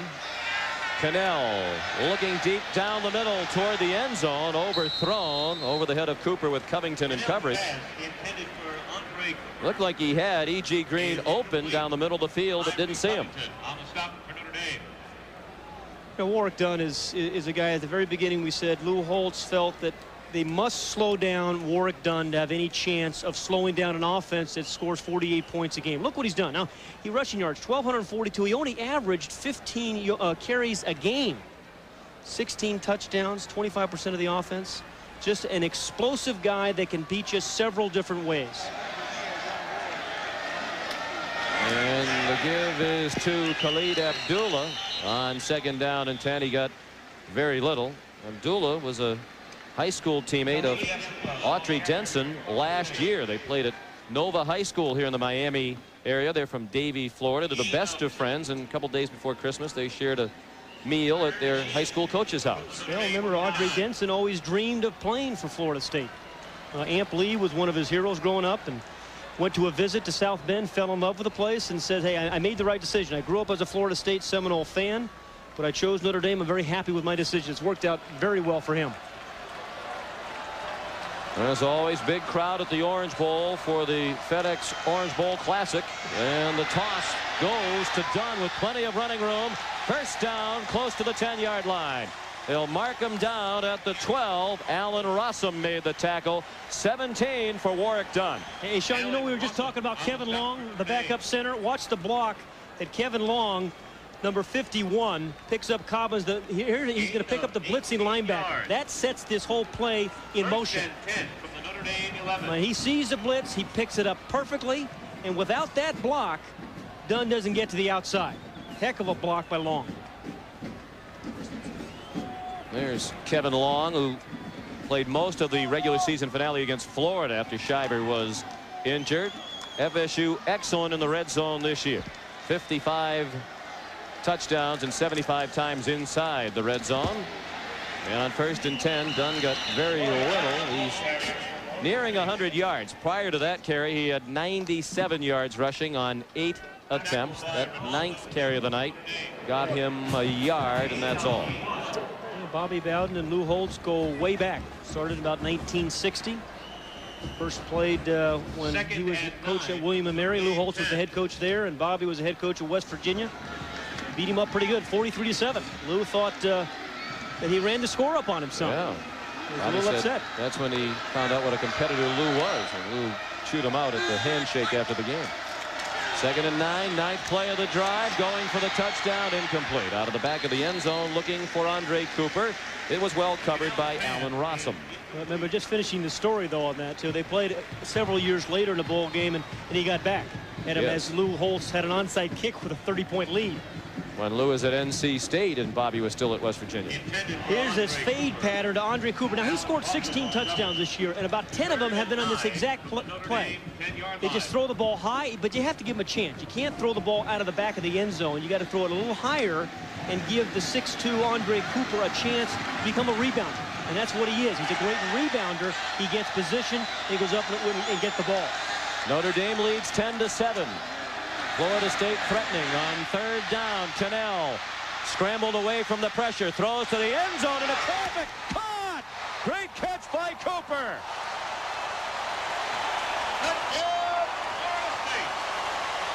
That's incredible. That is a phenomenal catch by Cooper. We just talked about him being a rebounder. What does a rebounder do? He gets position and he times the jump. And that's just what Andre Cooper did there. When that ball was first thrown, I thought it was going to get picked off. Looked like it all the way. He went up over the back of the defender, and there were 3 members of the Fighting Irish defense close by. So Florida State has the lead for the first time tonight. And that lead is 14-10 after Bentley's extra point. What a first half he has had. Give Danny Cannell some credit. And then just a phenomenal adjustment by Andre Cooper, number 1. Now, again, this play takes a long time to develop. He's originally running a corner route. He sees Cannell's in trouble, and he starts waving that arm. Now he's covered. He's still covered. Now he's not. That is one great rebound by Andre Cooper. He scores his 2nd touchdown in the first half. When you're Danny Cannell and you're in trouble and your favorite receiver waves his right arm at you and he's 6'2" and the defender's 5'8", you give him a chance to make a play like this. Robert Farmer will receive the kick. Oh, boy. Incredible confidence in Andre Cooper, but they have done this over and over again. And quarterbacks from the state of Florida have been doing a lot of that lately. 10 plays, 59 yards. It took him 4:44.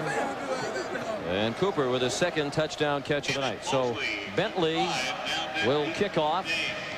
And Emmett Mosley came on late to replace Allen Rossum as the kickoff return man. And it comes down to Mosley at the 2. He's trying to come all the way across the field. And he managed to get across the 20 when it seemed certain he would not reach the 20. It's a 21-yard return for the junior from Aurora, Colorado, Emmett Mosley. And here's Andrea Joyce.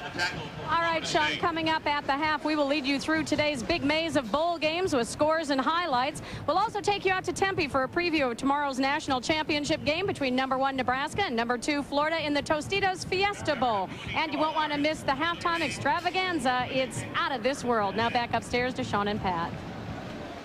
Always a highlight at the FedEx Orange Bowl, the halftime show. Interesting to see how Lou plays this 2-minute drill with his young quarterback. Came out trying to set up a swing pass, but Krug was splattered as he dumped it off. Peter Boulware came on the rush, and it fell at the feet of Autry Denson. Yeah. By number 58, Peter Boulware from Florida State. Notre Dame scored first on a 39-yard touchdown pass. Krug to Mays. Then Cooper with the first of his 2 TD receptions of the night. Tied it at 7. Notre Dame with a 20-yard field goal by Senja. Took a 3-point lead, but then Florida State claimed the lead for the first time tonight on the 2nd TD reception by Cooper. Edwards in front of Farmer in the backfield now. It's Edwards straight ahead. The first 3 possessions for Notre Dame on offense yielded 188 yards and 10 points. Their 2 drives prior to this one, 6 plays, 6 yards gained, no first down, so they've gone stagnant on offense after a good start. Yeah, and that's why this is a very important play right here as they face this 3rd down, 3rd and about 4. Again, Thomas Krug has got it going. Thomas Krug has got it going, but he doesn't want to do anything stupid here. You can't force the ball. Only 1 timeout left for Florida State with 1:40 left in the half. Out of the shotgun, flags fly. Looked like there was movement along the Notre Dame offensive line. Pull the ball to snap. Illegal movement. Offensive line. 5 yards. I think what Lou needs to do here is either get himself a draw play or some sort of screen. A middle screen, maybe. Kriplevich, the tight end, caught one earlier in the game for nice play. Something that is a high percentage play that your quarterback is not going to turn the ball over with. Lou Holtz in his 10th season at Notre Dame. Says he has recovered very nicely from the neck surgery he had back in September. And we saw him hoist his 20-month-old grandson the other day and showed no effects of that surgery. Out to Charles Stafford. And a first down, but a flag thrown in the deep secondary at the 44-yard line. Todd Reboll tackled Charles Stafford. Well, let's check out the flag. If it stands, it's a first down for the Fighting Irish. Right call, though. The screen play. During the run, we have a block in the back. Offensive team, 10 yards and spot a foul. That's the 2nd time. That's the 2nd time that's happened. Charles Stafford on the same play, by the way, Sean. Stafford did it the first time. This time, I believe it's going to be on number 1, Derek Mays. Mays is the man up top here. This is Stafford. Remember we saw Stafford do it before? Mm-hmm. It was he blocked him right in the back. Mays pushes Colsey, number 20. They do it right in front of the officials as well. So what would have been a first down is now 3rd down and 14, and under a minute remaining in the half. Yeah, but you mentioned those 2 timeouts Florida State had to burn are really going to hurt them. Being pursued, Krug. He ran out of bounds. Stay in bounds. And that is what Lou Holtz, an example of what Lou Holtz was saying during the week about Thomas Krug's decision making. He doesn't always do the wise thing. Well, but remember, the formations caused Florida State to cause 2 timeouts. That's why they burned them. So the game plan worked here in the first half. But now Florida State has to decide, hey, do we come after the punter or do we give Feaster a chance to return? They've got a good kicker. Now, in Bobby Bowden's tenure, they've blocked somewhere between 70 and 80 punts in his 20 years as a head coach at Florida State. That number varies depending upon whom you're speaking with. Hunter Smith, the freshman punter. D. Feaster, a freshman back to get it. It's a fake and wide open. Edwards, first down. Edwards all the way out to the 50-yard line. Your defensive coordinator bowl games can kill you. They have all their timeouts remaining. And Notre Dame is doing things in this first half they have not done all season long, including the fake punt. It's a pretty good throw by Smith. And who gets it? Our man Mark Edwards, who's also the lead guy in the punt team. And Mark Edwards is one of those guys who quietly has had, not so quietly, had a very good first half for the Irish. What a daring gamble by Lou Holtz. And now Krug pump fakes and runs and has some running room. He'd be wise to go out of bounds this time, and he does. Perhaps not intentionally. He slipped and went out at the 40-yard line, close to another first down. Pat, Lou Holtz told us yesterday, I have trick plays in. He said, I really don't like trick plays because it sends the message to your team that I don't think we can beat this team, so we need to do these trick plays. So he says he tells his team, we're really practicing these trick plays because I want to get into the Hall of Fame. I want to show that I'm a great coach. It's not because you guys can't win. It's because I'm trying to get into the Hall of Fame. Well, this was a Hall of Fame gamble. Yeah, well, you know, he said he would use them if he felt he needed to. A real gamble. But I think when you're an underdog, you take chances like that. 19 seconds left of the half. 1st and 10 at the 39. Krug going deep for Mays. He's in double coverage, and it is incomplete. With 11 seconds left in the first half, and with Florida State leading by 4. The one thing Notre Dame doesn't have is another big play wide receiver. And they force the ball sometimes to Derek Mays. Mark Edwards, the fullback, is the second leading receiver. He was double covered. I mean, he really didn't have a chance here. Should have been intercepted by number 6, Hammond. Notre Dame calls a timeout. Actually, Mays does a pretty good job of becoming a defensive back on that play and knocking it down. It's a heads-up play by Derek Mays. And Notre Dame has called a timeout. They had 3 remaining with 11 seconds, so they'll take 1 to discuss the 2nd and 10 play from the Florida State 39. Great halftime show upcoming here at the FedEx Orange Bowl. The title of the halftime show this year, Out of This World. And usually that's what the halftime show here is.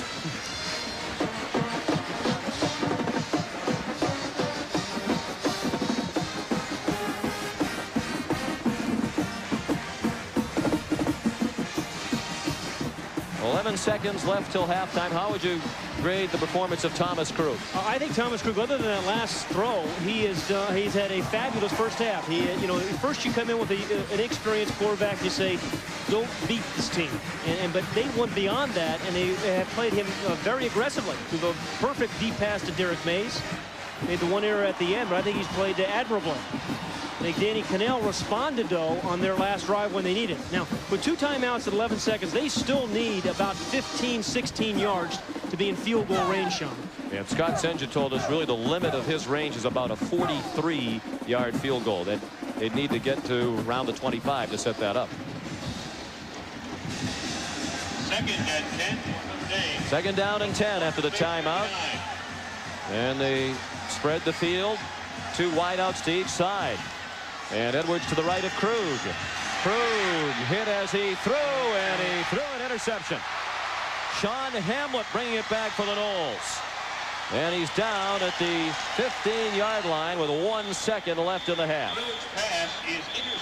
He got hit at Krug as he was throwing by Renard Wilson. And there is a flag. Actually, there's more than 1 flag thrown at the end of the play. Now, two straight balls he's forced. After the play is over, personal foul, team that intercepted the ball, they 1st and 10.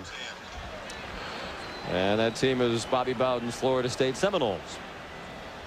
But here's one. You recognize you're trying to make the play here, obviously, but you can't force it. What they needed was about a 15-yard play to get themselves in field goal range. Each tried to go up top. That may have been deflected by the onrushing lineman. That ball should have just been thrown away. And 55 is Wilson beating Clevenger. Comes right off the side. And Wilson was saying to us this week, it's awfully hard to beat these Notre Dame tackles because of their long arms. But he got around the corner on that one.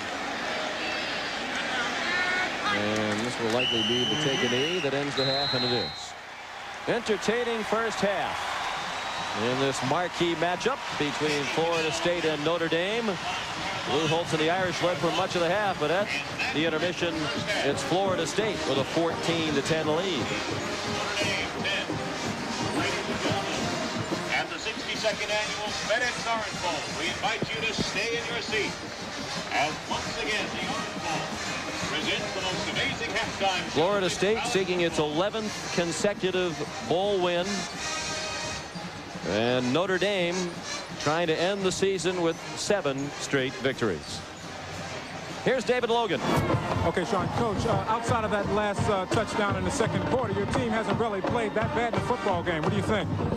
Well, we've had some penalties that hurt us, and we haven't been as productive on the goal line, and they're explosive on offense, but 3rd downs hurt us on defense.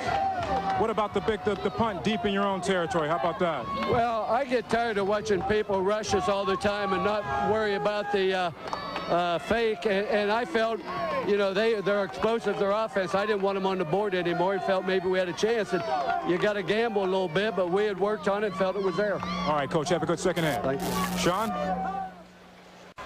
Welcome back to the 1996 FedEx Orange Bowl. At halftime, Florida State with a 4-point lead over Notre Dame. Through the smoke, we are Sean McDonough and Pat Hayden. Happy to have you with us. Big question coming into this game, Pat, was Thomas Krug. Would he do the right thing, make the right decisions, give them a chance to win the football game? And to this point, he really has. He absolutely has. I mean, remember he threw the one phenomenal throw to Derek Mays. Got off to that great start. He really did.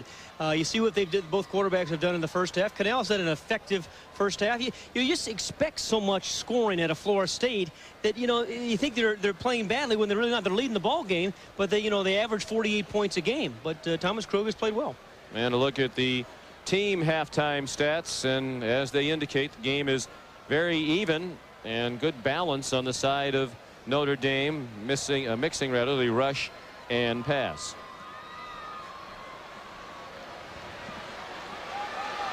Notre Dame started out particularly well. First 3 possessions, 178 yards. The last 3 netted only 43 yards. And it has begun to rain. And rain in earnest. We were through the smoke. Now we're through the rain. And we'll come back to Miami. Out of this world in a moment. Ford Taurus at the half has been sponsored by the all-new Ford Taurus. A look you've never seen from a name. Sports presentation of the FedEx Orange Bowl is sponsored by FedEx, Pontiac, and by Kellogg's. Halftime of the FedEx Orange Bowl. Florida State leads by 4. And moments ago, David Logan had a chat with Bobby Bowden. Okay, Bobby, you take a look at your team in the first half. I guess we're expecting more firepower. It's not that they played bad, but Notre Dame's playing pretty good football, right? Notre Dame's the most underrated football team I've seen this year. And their defense is excellent. And we've made some critical errors, which we're going to have to overcome. So I'll be honest with you, it's going about like I hope. This will be a ball game. I'd love to win it. I don't care if it's one point. I don't care if it's 1-0. All right, Coach. Good luck in the second half. Thank you. Well, no fear it being 1-0 as it's 14-10 as we begin the third quarter in a driving rain now. Scott Senja kicks off for the Irish.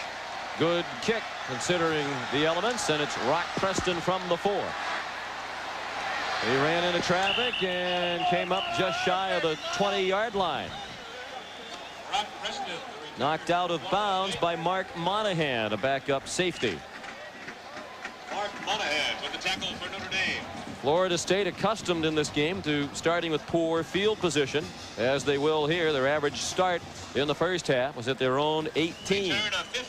Generally, the rain, and it is raining very hard, as you can see, affects a passing team. However, these wide receivers are at an advantage. If you get a defensive back that slips, and Alan Rossum has had a problem with that for Notre Dame this year, you have a chance of going a long way. 2 wideouts to the left, and out of the I formation, the play action fake for Cannell, and it's complete to Pooh-Bear Williams, the fullback, marked out of bounds back at the 23-yard line. But now with this rain, we've had it all over Florida in these bowl games today. I mean, punters, snappers, quarterbacks are all going to be affected by this rain. So you may see some things, not just the slips and the falls, but perhaps some poor snaps, poor holes, and things like that in the special teams area. Sideline reporters also affected. Let's hope Andrea and David brought their rain gear. Dunn slipped a tackle at the line of scrimmage, put his head down and made it out to the 27-yard line. That's where he was taken down by LaRon Cobbins and Ronaldo Wynn. Well, he now has over 100 yards rushing. Remember, we said he was the absolute key. 10 rushes, 102 yards. E.G. Green off the field with an apparent finger injury. 3rd and 2 for Florida State. 3rd down and 2 upcoming. Always thought the opening series of each drive set the tenor for the entire second half. Important down right here for Florida State. Williams in front of Dunn in the I. On 3rd and 2, they go with Warwick Dunn, and he ran by a blitz, and he may go. The last man with a shot on him was LaRon Moore, and he tackled him at the 40. yard line. There's a flag thrown back near the line of scrimmage. Oh, my. Oh, my. It will come back for a holding penalty against FSU. You know, just like Notre Dame's Mark Edwards has done so many different things for the holding offensive line. Repeated down. For the Fighting Irish, Warwick Dunn has done the same kind of things for Florida State. And watch this run. It's a patient run. He waits and waits and waits, and as soon as he sees that his blockers do their deal, he makes the cut. We talked about slipping. The free safety slipped right there, Brian McGee. There's a hold right there going on.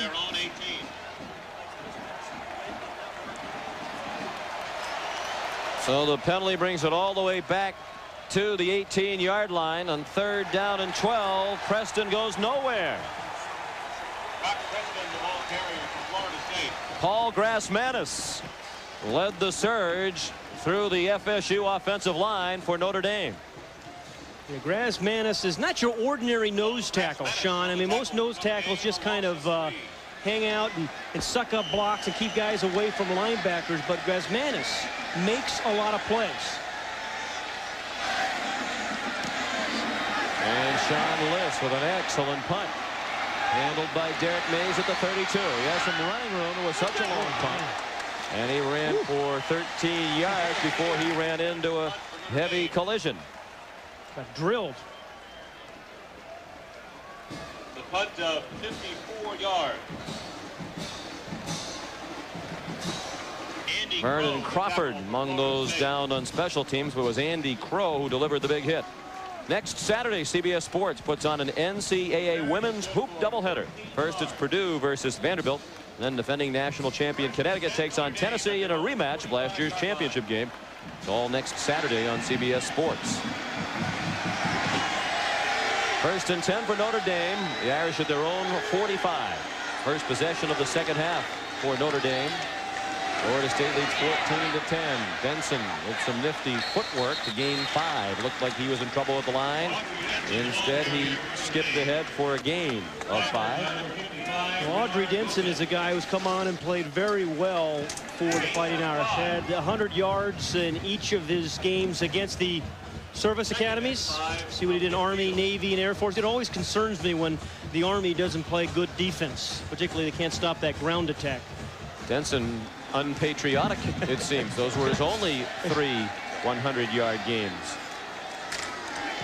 Aren't you worried going Army can't stop the run? Yes. Yeah. Concerned indeed.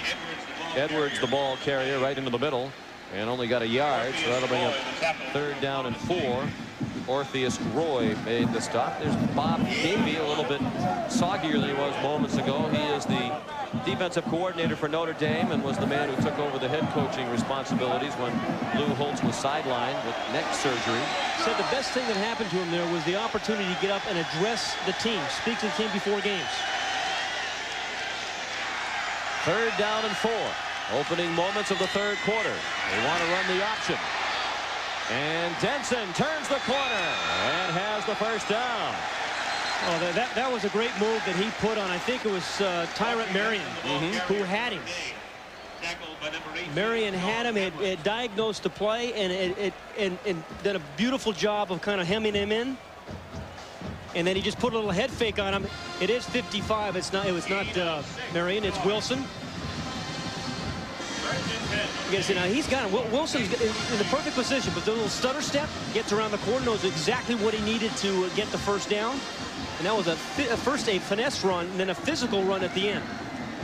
And these backs have to wonder if their feet will stay under them when they're making moves like that on the soggy turf.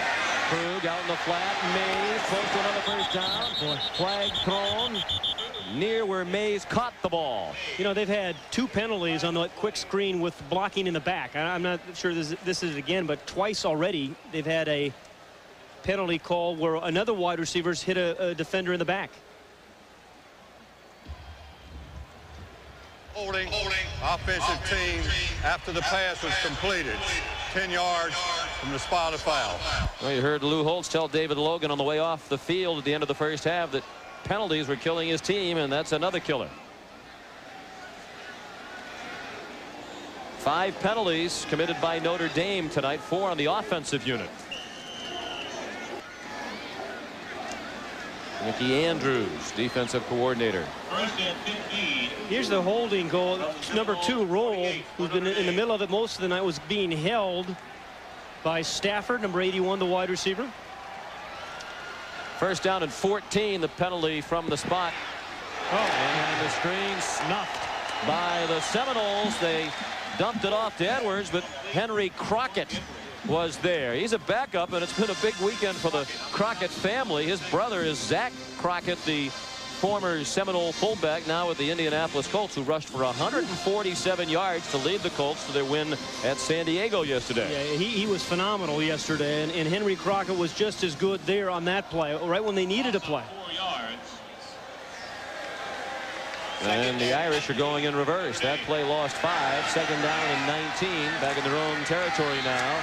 The roll by Krug. Rush from the blind side and sacked. Sacked by Peter Boulware. And there's a flag on this play as well. Well, the sack stands. That's the 11th sack of the year by Peter Boulware, who said this Notre Dame team is awfully hard to get around. Their tight ends and their tackles are so tall, they have real long arms. He said you got to beat them quickly. 9 yards. The play stands. It's a loss of 9. Boulware led the ACC in sacks with 10 during the regular season. And the officials taking a long time to sort this out. This is a Southeastern Conference During the officiating crew. Holding, defense, be a 10-yard penalty from the spot of foul. Boy. Kills him. Watch Peter Boulware, number 58, the Seminole, against 98, Triplevich, the tight end. It's just a speed rush. Got to his outside very quickly. And as soon as Boulware gets to your corner, he's going to beat you because of that kind of foot speed. Had a great year rushing the quarterback. Peter had a sister, Kayla, who graduated from Notre Dame last year. She ran track at Notre Dame. We asked Peter yesterday, well, who should be cheering for, our alma mater or your team? No, he said she has left Notre Dame. She has no loyalty there anymore. She'll be cheering for me, of course. Wait till she hears from the alumni office. That's right. Now it's 2nd and 9. This has certainly been an eventful sequence. Denson, good cut. And he's inside the 35, close to a first down, appears to be about a yard short. Sean Hamlet made the play. You know, the first defender rarely puts the stop on Audrey Denson. And that was a really good cut on a slippery field. Gain of 7 yards. Audrey Denson and Mark Edwards sharing the ball carrying responsibilities, and Notre Dame is up to 149 yards rushing. 3rd down, a short 2. Krug in trouble with the snap. And I don't know whether that's because of the rain or the center pulled out too quickly, but you know, when you need a play on 3rd and 2, you got to have the most basic play of all, the exchange. Kaczynski, the center, who's been a big part of this offensive line this year, starting 10 games. He was lucky just to hang on to that. And Notre Dame is going to go for it. They lost a yard. It'll be 4th down and 3. 9:20 remaining, 3rd quarter. Florida State leads 14-10. Notre Dame 1 for 1 on 4th down on the fake punt. Again, he bobbled the snap. Krug puts his head down, and with that surge, he might have picked it up. It appears from here that he has. Well, remember Lou Holtz said he's hurt too. Remember Lou Holtz said this guy is physically tough. Said he's mentally tough. And he got hurt against Air Force. They may have to use a timeout. He's going to get an official's timeout. Crockett, injured, and Reboll was also smarting as he got up. But they really do not have a backup quarterback. They have Jarius Jackson, who's a true freshman, who they really want a red shirt. They don't want him to lose his red shirt year in this game. We asked Lou Holtz the other day, well, what happens if something happens to Krug? He says, nothing's going to happen to Thomas Krug. He's very tough. And that was the answer to the question. Well, he is tough, but he took a heck of a shot from a couple different big bodies. And this is an option play. Originally, he's trying to pitch the ball to Mark Edwards, but that's taken away. Now, he needs about 4 yards. He knows it, and he's a determined guy. Good block by Clevenger, 75. And really, it looked like Crockett hit one of his own players. But watch, this is a quarterback. Yeah. Reboll and Crockett went helmet to helmet. Two Seminoles hit one another, but with the surge of the 6'5" Krug that got the first down. Boy. Remember that Crockett is the second linebacker that's been injured for Florida State tonight. Sam Cowart injured the first half. You can see he's moving his legs, and that's a very good sign. Back to the Orange Bowl in a moment. No good news here at the Orange Bowl as Henry Crockett got up and walked off the field under his own power. It's a frightening helmet-to-helmet collision. The dangers of this sport reinforced yesterday when both coaches visited a local high school football player, Kendrick English, who was paralyzed in a high school game in the fall. Krug rolls right and was pressured as he threw, and it was well short of Mays, or rather of Stafford. Megan Mosley, third time's always a charm. There you go. And second down and 10 upcoming at the 32-yard line of Florida State. Notre Dame trails 14-10. Thomas Krug is a tough guy, though. I mean, and not only take that shot and bounce back up, although he was staggered for a while, he did pick up the first down with a surge.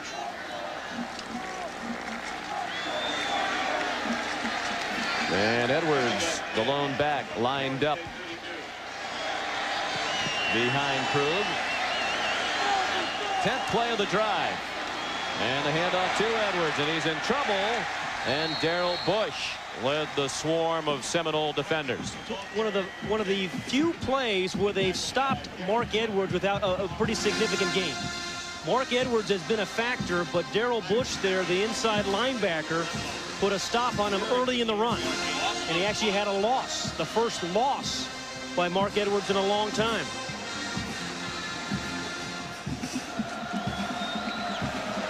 And Todd Reboll, who was also shaken up in the collision with Crockett, has returned to the game. And Autry Denson has returned to the backfield for Notre Dame on third down and 11. Play action fake. Krug. Jump ball for Mays and roll. And what a play by Mays!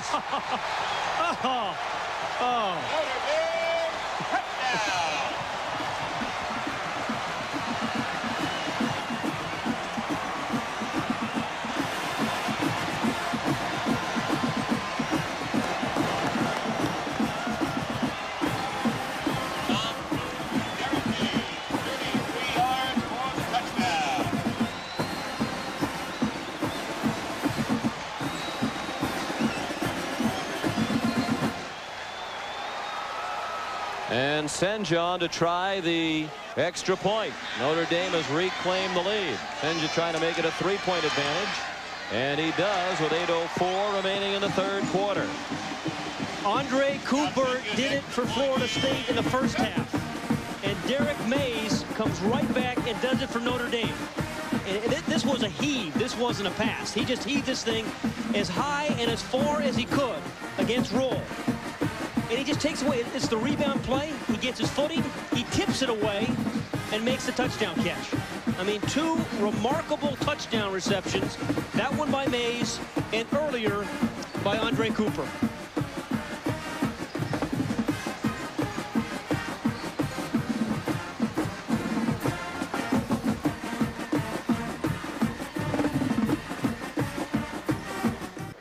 Notre Dame leads by 3. They've outgained Florida State, and it's been a battle of acrobatic touchdown receptions. Mays and Cooper trying to outdo each other. They have been phenomenal, and particularly in that last one, considering the weather conditions, by Derek Mays. A absolutely sensational play, timed it perfectly, knew what he was going to do, knew that he had to tip it, and then did it. The rain has slowed to a very light drizzle now. Preston caught it at the 3 and is trying to go across the field. And he is ankle tackled out at the 24-yard line by Joe Babby. Let's go back and enjoy these two spectacular catches. This was the one in the first half by Cooper. Gets the right arm up, says, I'm your guy. It's just give me a chance. And that's how Cooper responds. And we said not to be outdone, Derek Mays, the other number 1, you know, he knew he couldn't out-jump him. He just had to tip it away from him. I mean, that's what was remarkable. He saw the ball coming down. He knew he had to tip it away and pulls it off. Cannell on first down, man open is Cooper. And his knee was down as he made the catch at the 34, so they'll stop the play there. I've never... And the scoring summary. Mays' first touchdown of the night made it 7-0. Cooper's first TD tied it. Senja's field goal made it 10-7 Notre Dame. And in the second quarter, the Noles took the lead for the first time tonight on Cooper's second touchdown reception of the night. But the acrobatic play by Mays has put Notre Dame back on top. And it's a first down for Florida State. You ever seen a guy who wears number 1 who's not confident? No. No. I mean, it says something when you wear number 1 that you believe that you can get the job done. And Andre Cooper wears number 1. Derek Mays wears number 1. And there's a reason for that, because they make those kind of catches, those kind of plays. Mays said that was part of his recruitment. He told Lou Holtz he was coming to Notre Dame. He wanted to wear number 1. Cannell dumps it off. Dunn with all kinds of running room. Somebody missed an assignment. Dunn has another first down before he is swung back at the 46-yard line. Sean Wooden made the tackle, but it's another first down for the Seminoles. You know, he has really hurt Notre Dame running, but that is the first catch tonight by Warrick Dunn. Notre Dame's done a pretty good job taking away him in the passing game. Number 28 in the I formation. Fakes a little run. And again, he was the primary receiver there all the way. He wasn't the secondary receiver. He was the primary guy. You get him in the open field, he's very difficult to take down. On 1st and 10, Cannell throws again. Caught by Wayne Messam. Out of bounds with a first down at the 41-yard line of Notre Dame. That's a 14-yard gain. 5 receptions for Messam. That thing was thrown on time. That was, there's no defense for a perfectly timed out route, and that's what Cannell and Messam hooked up with there. Whew, that was good. Wayne, outstanding citizen. In addition to being a fine football player, he's one of 11 players honored nationally by the College Football Association this year for volunteer work. He works with young men, teaching them the importance of responsibility in their actions and the importance of staying in school. Cannell throws off his back foot and is intercepted. Picked off by Ivory Covington. And Notre Dame takes over if the play stands, but there's a flag down in the secondary at the 25-yard line. Covington, the star for Notre Dame in the Army game. Stopped a 2-point play to preserve the win. Irish players indicating it's against the Noles. After the interception, during the run back, we have an illegal block in the back by the offensive team, the passing team. So it'll be first down after a 10-yard penalty. So Ron Dugan's number 80 at the top of the screen. He just slips and falls. Here's what's happening with this turf now. A lot of rain earlier. He was going to run some sort of outcut, and the ball was thrown on time, but by Cannell. And as soon as the receiver falls down, it's an easy interception by Covington. So the perils of a wet turf.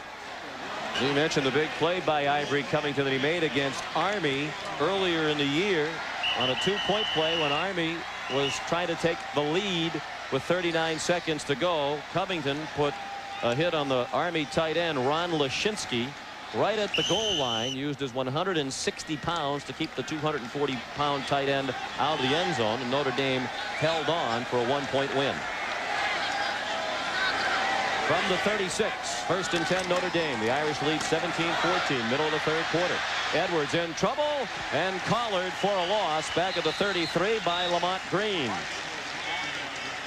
And let's take you back to the Notre Dame Army game on October 14th at Giant Stadium, and the play made by Covington that really was a big momentum builder to get this Notre Dame season turned around. Loss of 3.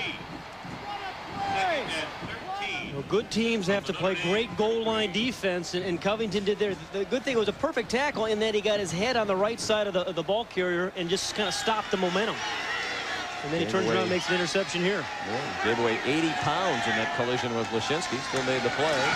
Looks like a reverse, and it's dropped by Scott Solman. And did he get the ball back? Yes, he did. Peter Boulware was there fighting for it at the 25-yard line. Solman doubles as the center fielder on the baseball team, and let's hope he catches fly balls better than he takes handoffs. Well, remember, they took him off the punt team because he had a couple of tough times holding on to the punts. Perfect handoff. He boots it. Then it looks like he stops and didn't know where the ball was. Very fortunate to get this one back. I think he wanted to get up and run again when he really should have been content just to cover it. Well, this is not the NFL. He's got to stay down, right? That's right. But, you know, look, they had that thing set up. There was nobody out there in front of him. Mm-hmm. Except Chris Clevenger, the left tackle. Boulware limping off late. And now 5 wideouts for Notre Dame. Yes, this is Notre Dame, and it's Krug on the quarterback draw. Long way to go to get the first down. He's about 10 yards shy as he goes into the slide at the 36. James Colsey credited with the stop. He covered Krug.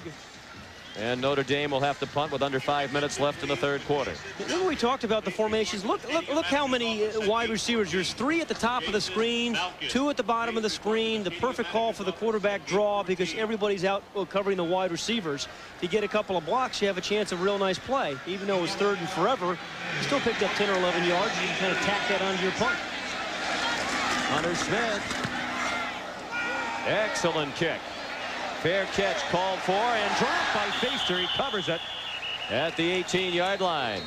46-yard punt and no return. 4:21 remaining in the third quarter. Notre Dame leads 17-14. We'll return to the FedEx Orange Bowl in Miami on CBS after this. Fair catch by D. Feaster. Fumbles and recovers his own fumble. 50 years ago in the Orange Bowl, Miami and Holy Cross were tied at 6 with 10 seconds left when Miami's Al Hudson intercepted a deflected pass. Hudson returned it 89 yards to give the Hurricanes a thrilling 13-6 victory. And 73 players from Miami and Holy Cross who were in that game 50 years ago are in attendance tonight among the crowd of 72,198.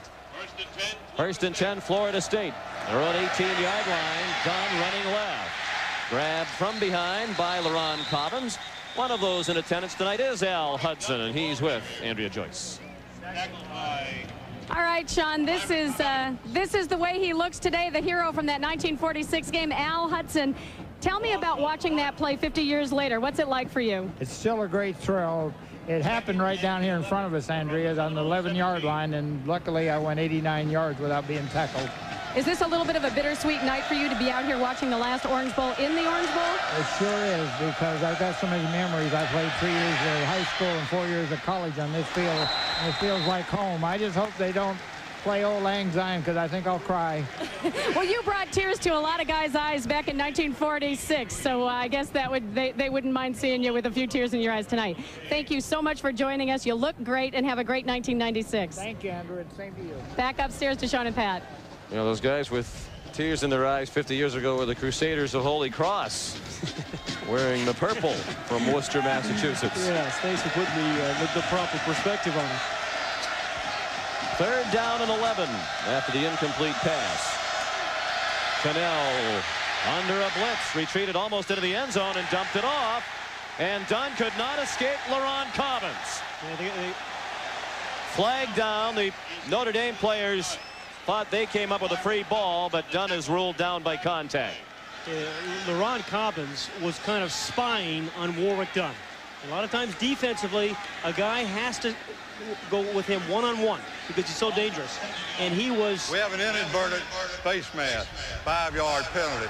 It's not an automatic first down. But LaRon Cobbins was not fooled. He is number 6. He is the right linebacker as you look at the right linebacker on the inside. And watch him. He has got 28 one-on-one all the way. Wherever he goes, he's got him. Fights off a block. and puts on the tackle. Dunge is not going to go down gracefully or easily. A little bit of a face mask there, and they give him 5 yards. There it is. Now that may have been more than the 5-yard penalty. 3rd down and 6 from the 22. Cannell with time, going deep down the middle. Caught! 1st down out at midfield for E.G. Green. That's only the 3rd pass thrown to E.G. Green tonight. This is the guy who came in with 60 receptions and over 1,000 yards. And he is the inside slot receiver. Now, they get Cooper on the same side. Now, what makes Florida State so hard to defend is not the fact they have just one good wide receiver, but these 2 guys. And that's a perfectly thrown ball by Cannell. Green, shields the defender from the ball so that it didn't pop out. So good body lean by E.G. Green. Green and Cooper both with 1,000 yards receiving this year. They're the first pair of receivers in Florida State and ACC history to do that. And here comes Rock Preston. Out of bounds at the 26-yard line. Touchdown saving force out made by Allen Rossum. Well, a year ago we told you that both Preston and Dunn ran for over 160 yards. Warwick Dunn's had a big night so far, but this is the best run for Preston, 23 yards. The left side, or the right side of their offensive line just blow people away. Trey Thomas in particular, number 70, just blew his guy away. And then the speed of Rock Preston for 23 yards. So first they give you Dunn, now they're trying to get Rock Preston going. Preston's a sophomore playing in his hometown. He's from Miami. And on 1st and 10, Cannell wants to take the lead. Another jump ball. They had Cooper by the shirt. But it was uncatchable, says the official. And I'm not so sure the with these guys. I'm not so sure anything is uncatchable that with was Andre Cooper. That was only in the 3rd row. That was up on Andrea Joyce's platform. He could have gone up and caught that, come back down on the field of play. We've seen it before. Both he and Mays. You're right. For pass interference, the official has to say the ball is catchable. But we've seen Andre Cooper do some amazing things. This one's in the back of the end zone, and uncatchable is the rule. Now it's 2nd and 10. Notre Dame leads 17-14. 2:36 remaining 3rd quarter. Corner blitz, and it works. Rossum leveled Cannell, and he was down by contact. It is not a fumble. It will be 3rd down back at the 34-yard line. Allen Rossum, the sophomore from Dallas, with the big play for Notre Dame. To give Bob Davie, the defensive coordinator, credit for calling this at the right time, because Danny Cannell is number 15 right at the bottom. First of all, it's perfectly timed. Cannell never sees him, even though he's coming from his passing side. So it was something by formation. They felt Cannell was going to be looking left. They bring the right corner, Rossum, and Cannell doesn't have a chance. It's a good defensive plays this half. 3rd down 18, and a timeout called by Cannell. The first burned by either team here in the 2nd half. It comes with a minute 52 remaining in the 3rd quarter. Notre Dame leads 17-14. Back to the FedEx Orange Bowl after this. Notre Dame by 3 late in the 3rd quarter here at the FedEx Orange Bowl. And it's the game everyone's been talking about and waiting for. Number 1 versus number 2. It comes your way tomorrow night here on CBS as Nebraska and Florida meet to determine this year's national champion. The Tostitos Fiesta Bowl from Tempe, Arizona will put an end to any debate as to which team is number 1 tomorrow night right here on CBS. After the Florida State timeout, the Noles looking at 3rd down and 18. And Cannell, only a 3-man rush, dumps it to Dunn. He has a long way to run, and he won't get anywhere near the 1st down marker, but he might have gotten them in a field goal. Yeah, that's the thought process. If you can't get the 18 yards, you give Warwick Dunn a chance at least to get you in field goal range, and maybe he makes a guy miss and pick up the first. So good call by Mark Richt, the offensive coordinator. Scott Bentley has a little pre-shot routine where he kind of takes his steps, and then he gets back and looks for somebody in the stands, picks out a colored shirt, and he tries to kick that right to that person in the stands in between the goalposts.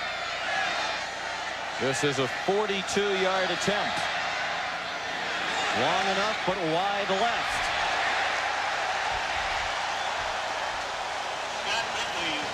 Scott Bentley, who kicked the national championship winning field goal in this stadium against Nebraska 2 years ago. in the final minute. Missed in his opportunity to tie this game. And the Irish still lead by 3 with 1:40 left in the third quarter. And that shot of Bob Davie, as we said, good call on the corner blitz right when they needed it to take him out of field goal range, really. I mean, he just made a much longer attempt. Well executed by Russell. Someday, very soon, college football program can make a very wise decision and hire Bob Davie as its head coach. He was rumored for several jobs, actually talked to the folks at California and at Oklahoma. And it's just a matter of time before he is somebody's head coach. Krug was late coming onto the field, and once he got under center, they were confused, and Notre Dame has to burn a timeout. Close ball game. You can't afford to burn timeouts. Especially just running on the field after a missed field goal. You'd think they had plenty of time to be organized. But we've mentioned tonight they've used a lot of new wrinkles. They're using formations with personnel. They aren't accustomed to being on the field in situations. Perhaps that was part of the problem. From high above, our shots are from the Goodyear Blimp Stars and Stripes. Our thanks to Captain Maloney and the crew for the many spectacular shots in tonight's telecast. Those shots being directed by Bob Fishman, our producer Bob Monsbach, leading our CBS Sports crew here at the FedEx Orange Bowl. And talk with the Notre Dame defense as Krug is back on the field and ready to go now. You know, considering Florida State's only scored 14 points when they averaged 48 coming in, I mean, that defensive team we just saw have done a very good job here tonight.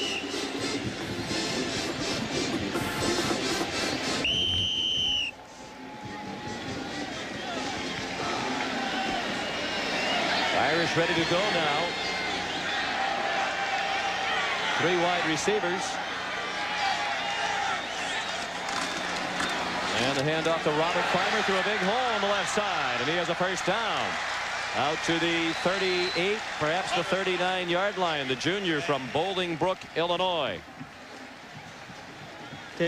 Big block by the fullback, Mark Edwards, the fullback again. We see him do virtually everything tonight. That's the key block on the linebacker re-ball. He makes that first guy miss, but you get nowhere unless your fullback throws the key lead block, and Edwards did it again on that play. And Farmer took advantage, pick up a first down at the 39. Time to give it to Edwards, and he was tripped up, and he's frustrated. He had a hole but couldn't stay on his feet. Well, if you were out all day, didn't have a chance to get near your television set, here's what you missed. Bowl action throughout the nation. Penn State in the torrential rain beat Auburn. Tennessee over Ohio State. Syracuse, should I sing my alma mater song? Shut out Clemson. Colorado beat Oregon in a game seen here on CBS, and it was USC over Northwestern at the Rose Bowl. 2nd down and 6. Farmer the lone back. Krug wants to throw and throw deep. Again, a jump ball for Mays, and he couldn't come up with that one. Colsey had the coverage. Mays got his hands on it, could not pull it in. He's smiling about it because every time you throw it up there, you just expect him to catch it, and he nearly did have it. I mean, you love to see a guy who wants the ball in clutch situations and then have some fun with it. Colsey realizing it's going to be a jump ball as well. Look at the position he's getting first. I mean, just kind of backed into position. Thrown 7 balls to him tonight. He's made 5 catches. That's James Colsey, the nephew of former Raider standout Neil Colsey. Yeah, Neil Colsey, his uncle. 21 years ago, I threw him a couple of interceptions in a Rose Bowl game. Well, you were giving in the true holiday spirit. Yes. Krug on 3rd and 6. Mays has the first down and nearly broke it. He's into FSU territory at the 47, and the Irish drive continues. That might be the last play of the 3rd quarter. That was a good call by Dave Roberts, the offensive coordinator, on a turf, on a field that's slippery. You force a guy to make a tackle in the open field on a guy like Derek Mays. You know you have slippery turf. You just throw him a little quick screen and force the defender to keep his feet. So a heads-up play, safe throw, bad turf, offensive receiver has the advantage. Sixth catch for Mays, 3 of them on third down, and that is the end of the third quarter with the score Notre Dame 17, Florida State 14. CBS Sports coverage of the FedEx Orange Bowl will continue after this message and a word from your local station.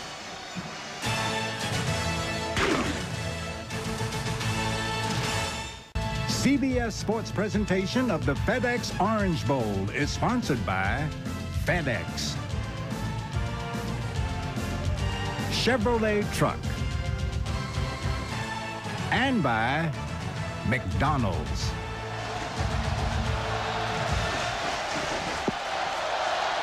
Well, this crowd is really into it as the fourth quarter begins. Both sides exhorting their team.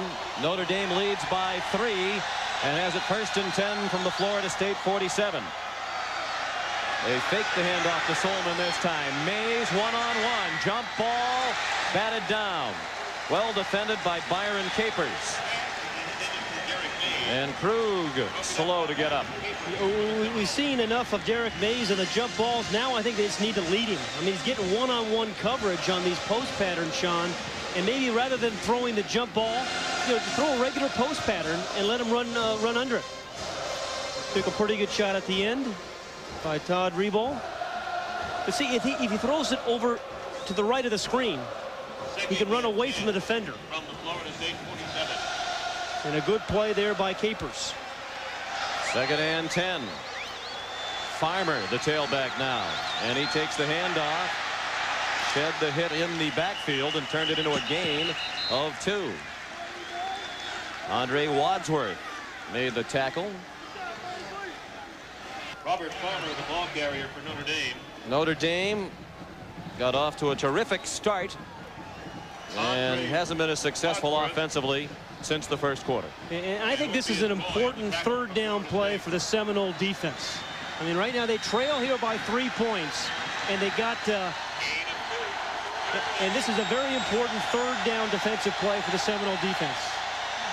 Saw Dave Roberts on the left lower part of that coach's box, the offensive coordinator, and he calls for a long ball. That's a miscommunication. Mays had broken the pattern to the sideline, and the ball went down the hash marks from Krug, and it fell incomplete near the goal line. Okay, so the Seminole defense did their job.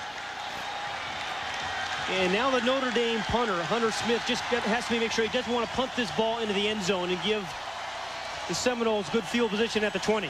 Mickey Andrews, the defensive coordinator. Doing the chicken dance on the sideline. Hunter Smith in the punt. Punting into a slight breeze. And they got the no punt rush this time. No punt rush this time after being burned in the first half. Sean Hamlet waiting for the punt at the 16-yard line. Fair catch signal. He lets it go. Covington in position to down it. Boy, good job. And he will at the 1-yard line. Terrific punt by Hunter Smith. Now, you see so many punters in that situation, Sean. Punt the ball in the end zone, and the team gets a free 20 yards. Punted it up nicely. 3 or 4 of his teammates were there. And that is just terrific special teams by Notre Dame. 83 Solman there, the guy who fumbled the reverse earlier. And that's as good as it gets in that situation. Hunter Smith's had kind of a tough year. John Fabris, the special teams coach, that picks the ball beautifully in practice. Game situations, it hasn't gone as well. He's had a very good night tonight. Yeah, he picked a very opportune moment to pin Florida State back. And demonstrated some passing ability. He's also a reserve quarterback. Cannell almost out of the back of the end zone. And he throws deep for Cooper. It is a safety. He is ruled on the back line of the end zone, and it's a safety. It certainly looked like it. Jimmy Harper a little bit tardy with the signal, but he made the call. And it's 2 points for Notre Dame and a 5-point deficit facing the Seminoles. I think it's Danny Cannell's right foot. But as a quarterback, Sean, you always have to know exactly where you are on the field, just as punters do when they're back there in that situation. It's his right foot right there. No doubt. Good call by Jimmy Harper. And that's inexcusable. You have to know where you are on the field. You can't let that happen to you. The other thing is he had Andre Cooper open. And now, you know, you feel this game slipping away a little bit. And the momentum on Notre Dame's side. And the toughest thing for Cannell right now, he's got to, you know, he's got to gather himself for his team to be able to win.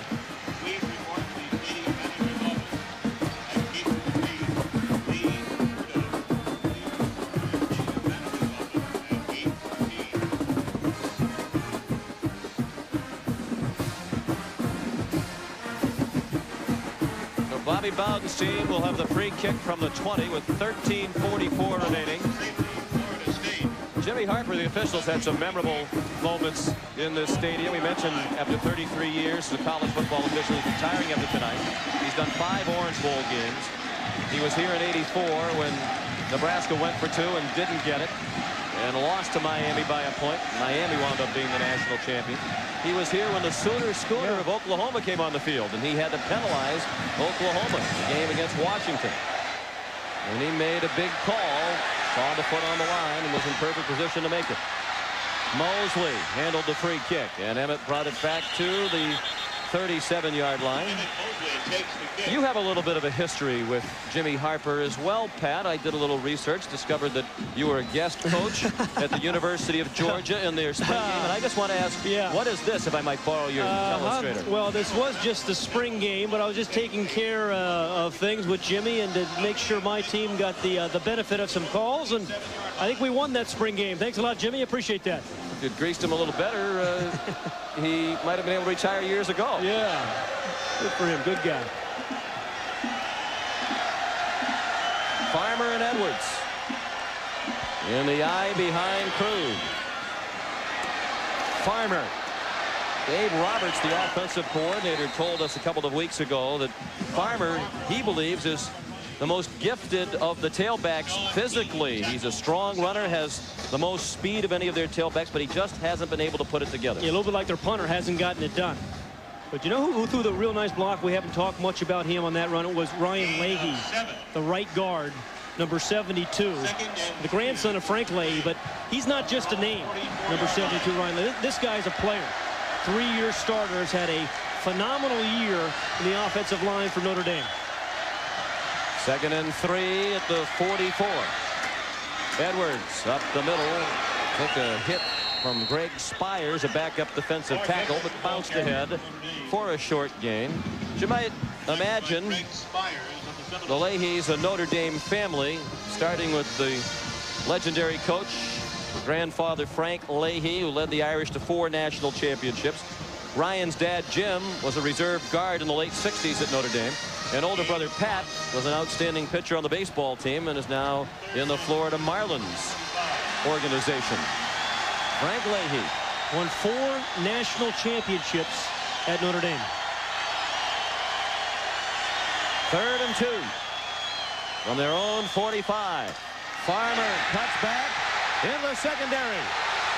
They'll have to catch him from behind, and they do at the 5-yard line. Samari Roll saved the touchdown. Remember the opening drive the Irish had in this ball game when they had 2 quick big runs, 2 big bursts. They've had some good runs between that drive and now, but not any long runs.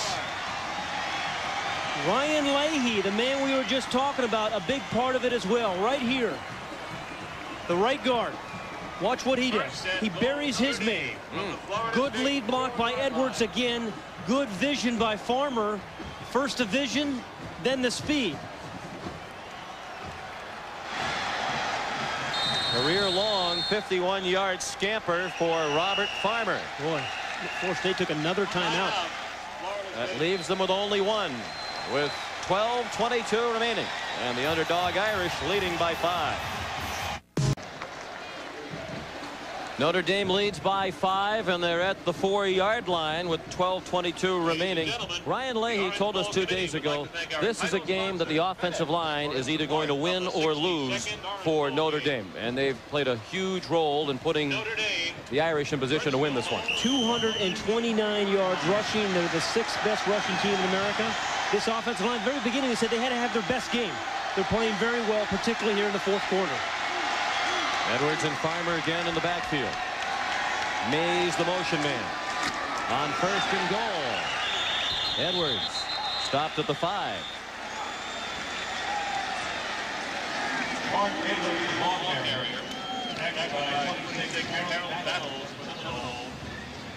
It'll be second and goal from the 5, and Notre Dame would probably like to score on third down if they had their choice. Lou Holtz would also like to take as much time off the clock as he can. Yeah, Florida State, if they're going to win this ball game, I think Florida State has to prevent a touchdown being scored, force a field goal attempt.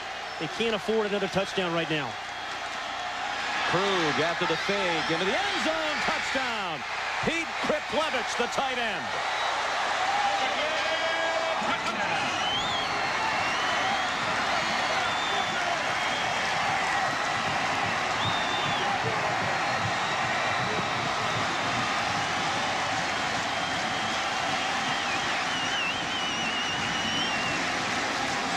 Kriplevich, number 98, who has caught more balls than most Notre Dame tight ends. He's got huge, strong hands. They're the size of small dogs. You get the ball near him, just like Mays, he's going to come down with it. And a nice touch pass by Krug. And Scott Senja kicks the extra point. And that makes it 26-14 Notre Dame. There is a flag down on the extra point. It may be an ugly number for a tight end, 98, but it was a pretty pass and a pretty catch by Kriplevich. We had a defensive team violation of neutral zone. The penalty is declined. Kick is good. Yeah, what I liked about Krug's throw here to our tight end Kriplevich is that he took a lot off it. We've seen Krug drill the ball a couple of times. A nice soft touch pass over the linebacker reball. And Lou Holtz has a lot to be happy about.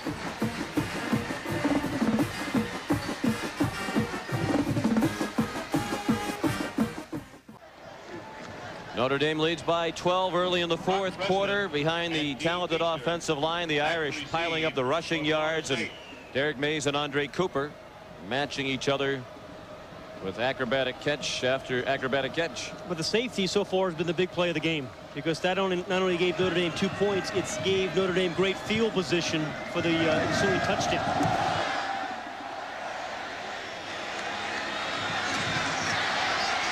Dean Feaster on the kickoff return.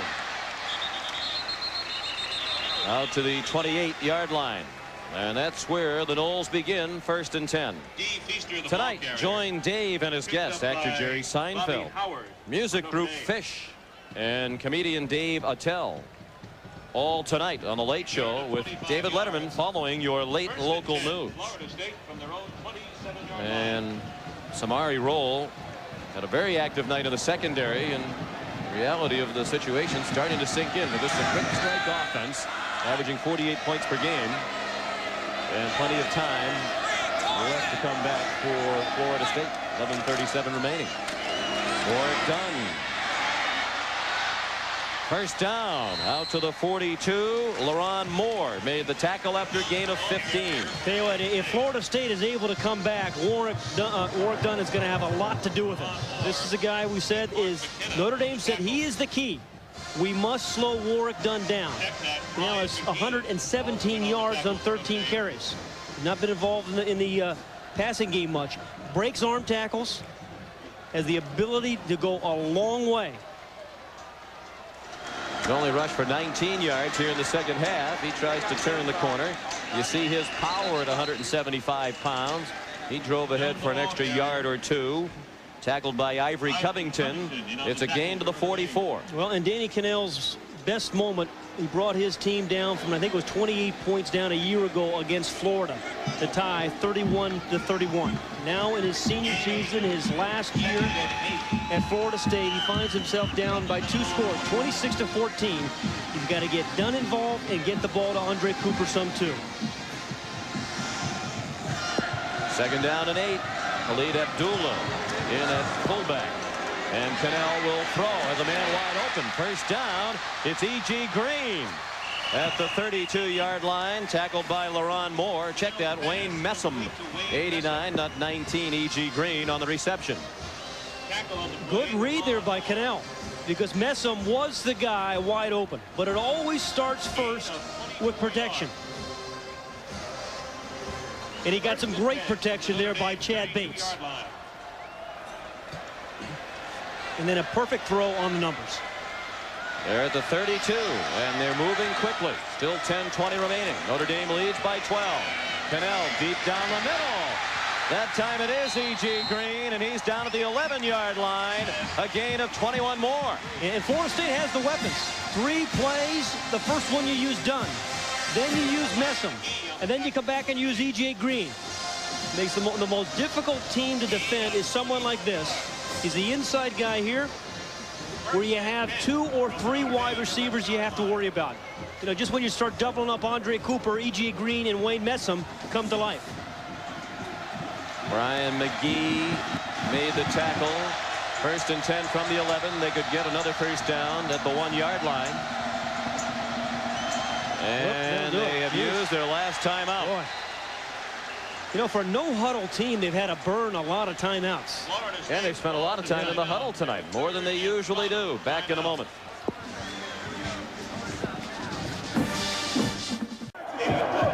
Bob Davie instructing the Notre Dame defense, which has sagged on this drive of Florida State. The Noles have it 1st and 10 at the 11, but now they're out of timeouts with 9:51 left. Okay, if you're Bob Davie, you must be careful of the fade route to Andre Cooper. He's caught a bunch of touchdowns on that route. Irish showing blitz, and Cannell with hand signals to the wideouts. And he throws it to the goal line. Touchdown, E.G. Green. And a great audible by Danny Cannell. I mean, he can beat you with his arm, and there he beat him with his head. The throw was the easy part. The audible was the hard part.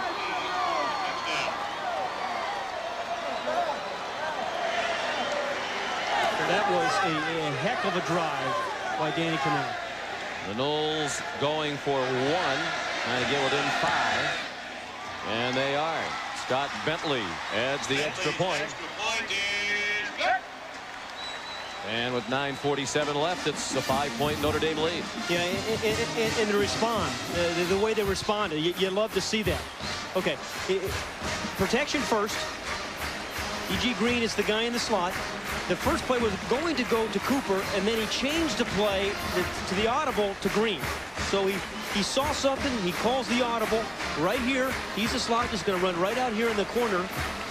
And not only was it the good audible, the good throw out in front of the receiver, inside technique by Brian McGee has no chance whatsoever making that play because of the inside technique.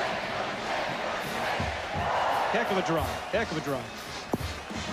Quick strike capability of Florida State in evidence again. That drive just took 1 minute and 56 seconds. 73 yards, only 5 plays. And now Florida State's defense has to get something going. They've got to slow down Notre Dame's offense. I mean, Notre Dame is not the explosive offense that you think of when you think of Florida State, but they're leading here 26-21. The Florida State's defense has got to get it done right now. That's the drive of which we were speaking, capped by the touchdown reception by E.G. Green. All 3 touchdowns for Florida State tonight on passes. 2 to Cooper, and now 1 to Green. Bentley. Good kickoff. Mosley from the goal line. Emmett Mosley pulled down at the 24. Tackled by Byron Capers. Notre Dame scored first for those who joined us late. Derek Mays, his first TD reception of the night. Andre Cooper's first TD catch tied the game at 7. 20-yard field goal by Scott Senja put Notre Dame back on top. Then in the second quarter, Florida State took the lead for the first time. Notre Dame responded close. And it's a safety, the biggest play of the game at the moment. Then Kriplevich with the touchdown reception. And the touchdown we just saw has made it 26-21. Farmer trying to get outside to the left, lost his footing and slips down for a loss back to the 22. You know, just a few moments ago we saw the Florida State bench and there were a lot of guys hanging their heads, but after that drive you could see a little bit more enthusiasm. and on the defensive side. Now everybody's standing up. Everybody's getting after their defense. You know, they feel this thing may be changing some. And again, these next 2 downs for the Florida State Bobby Bowden's defense are critical. Loss of 2, 2nd and 12, 9 minutes remaining. Edwards in trouble, passes back, intended for the quarterback and nearly intercepted by Robert Hammond. Edwards was trying to throw it to Krug out on the left flat, and it hit Hammond close to that number 6. And almost a huge play for Florida State. Now, Robert Hammond, number 6, is one of those dependable guys on a flashy team. I mean, just incredible. Here he is. He's number 6. He is the strong safety. And this is a ball that Mark Edwards has had a real nice day, should not have thrown. No. Absolutely not. And for Florida State, because they have no timeout, Sean, this becomes one of the biggest defensive plays of the evening. Now do you call upon Krug to make a play? On 3rd and 12, he'll have to wait to make a play because Mike Dowdy, the right tackle, came out of his stance early. Krug has been 5. Pull the ball snap, illegal movement, offensive line. I was going to say Krug has been 5 of 7 on 3rd downs. Boulware right here. He's a guy you have to remember. He has 10 sacks. Dowdy's a little concerned about him because he's so quick off the corner. And that makes you a little jumpy, a little nervous. Don't blame him. Boulware flinched and got the response he was hoping for from Dowdy. 3rd down and 17. Krug has some scrambling room to the far side of the field.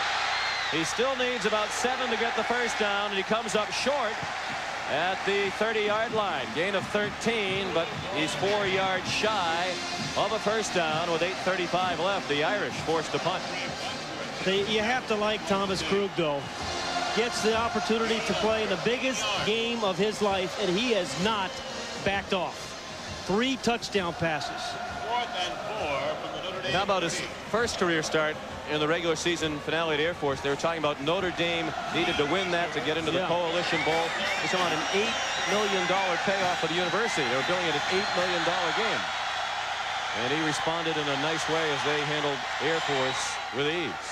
Hunter Smith with the punt. Feaster from the 29.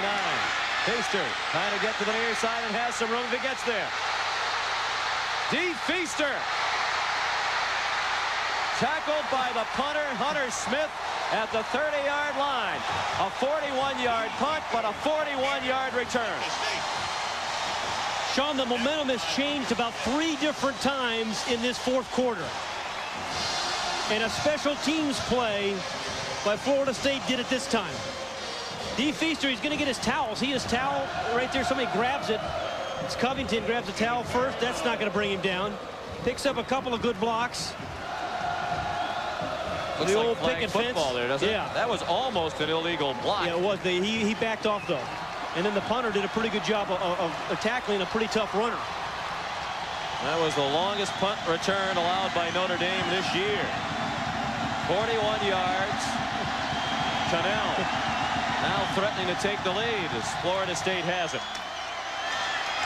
Dunn down to the 27, a gain of 4. This is kind of fun. I mean, the Rose Bowl game was a good game today, but this has been a fun ball game, and we have seen a little bit of everything. Special teams plays, some incredibly acrobatic receptions. We've seen safeties. We've seen punt returns. Fake punts. I mean, it has offered a smorgasbord of football plays. Officially a gain of 3 on 1st down. They give it to Dunn again. He got away from Burt Berry and turned it into a gain to the 25-yard line. At the conclusion of tonight's game, Pat and I will be selecting a genuine Chevrolet most valuable player of the game from each team. To date, Chevrolet has contributed almost $5.5 million to the scholarship funds of America's colleges and universities. Well, Sean, trailing by 5 points, 7:07 remaining in the ball game, and no timeouts. I think you get yourself in the 4-down zone. You know, particularly your field goals missed. Your field goal kicker has missed once before. And I think you think it's 4 downs. 3rd down and 5. Cannell throws to the sideline. Incomplete. Intended for Cooper, but he was well covered. And now Bobby Bowden faced with the decision. Do you try a long field goal? It'd be about a 42-yarder with the wind and cut your deficit to 2, or do you go for it? And he's thinking, as you are, it appears, he's going to go for it. Yeah, I think you are in this 4-down area. I mean, you got bad field conditions, sloppy field.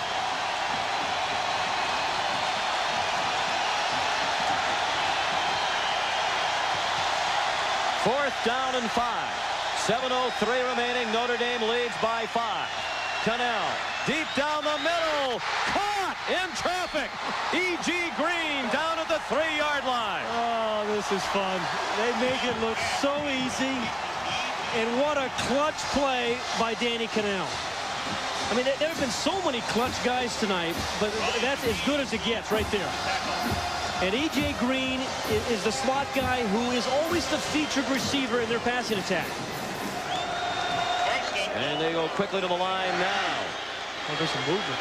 And the handoff to Khalid Abdullah. And he got very little. Plunged forward, perhaps back to the line, and that's all. It's the man in the slot. Remember, this is 4th and 5. Well, you tell your receivers, make sure you get the 1st down yardage first of all. A gutsy throw into some coverage. But again, what E.G. Green does a great job of, Sean, is screening the defensive back. I mean, he uses his back as a shield as he reaches for the ball with his hands. So the defender not only can't knock it away, he's not going to be able to make any sort of play at all. Typical of Florida State over the years. You need 5 and 4th down. Go deep. And they're looking at 2nd and goal from the 3. Touchdown. Andre Cooper's 3rd of the night. And the Noles lead again. Oh, my.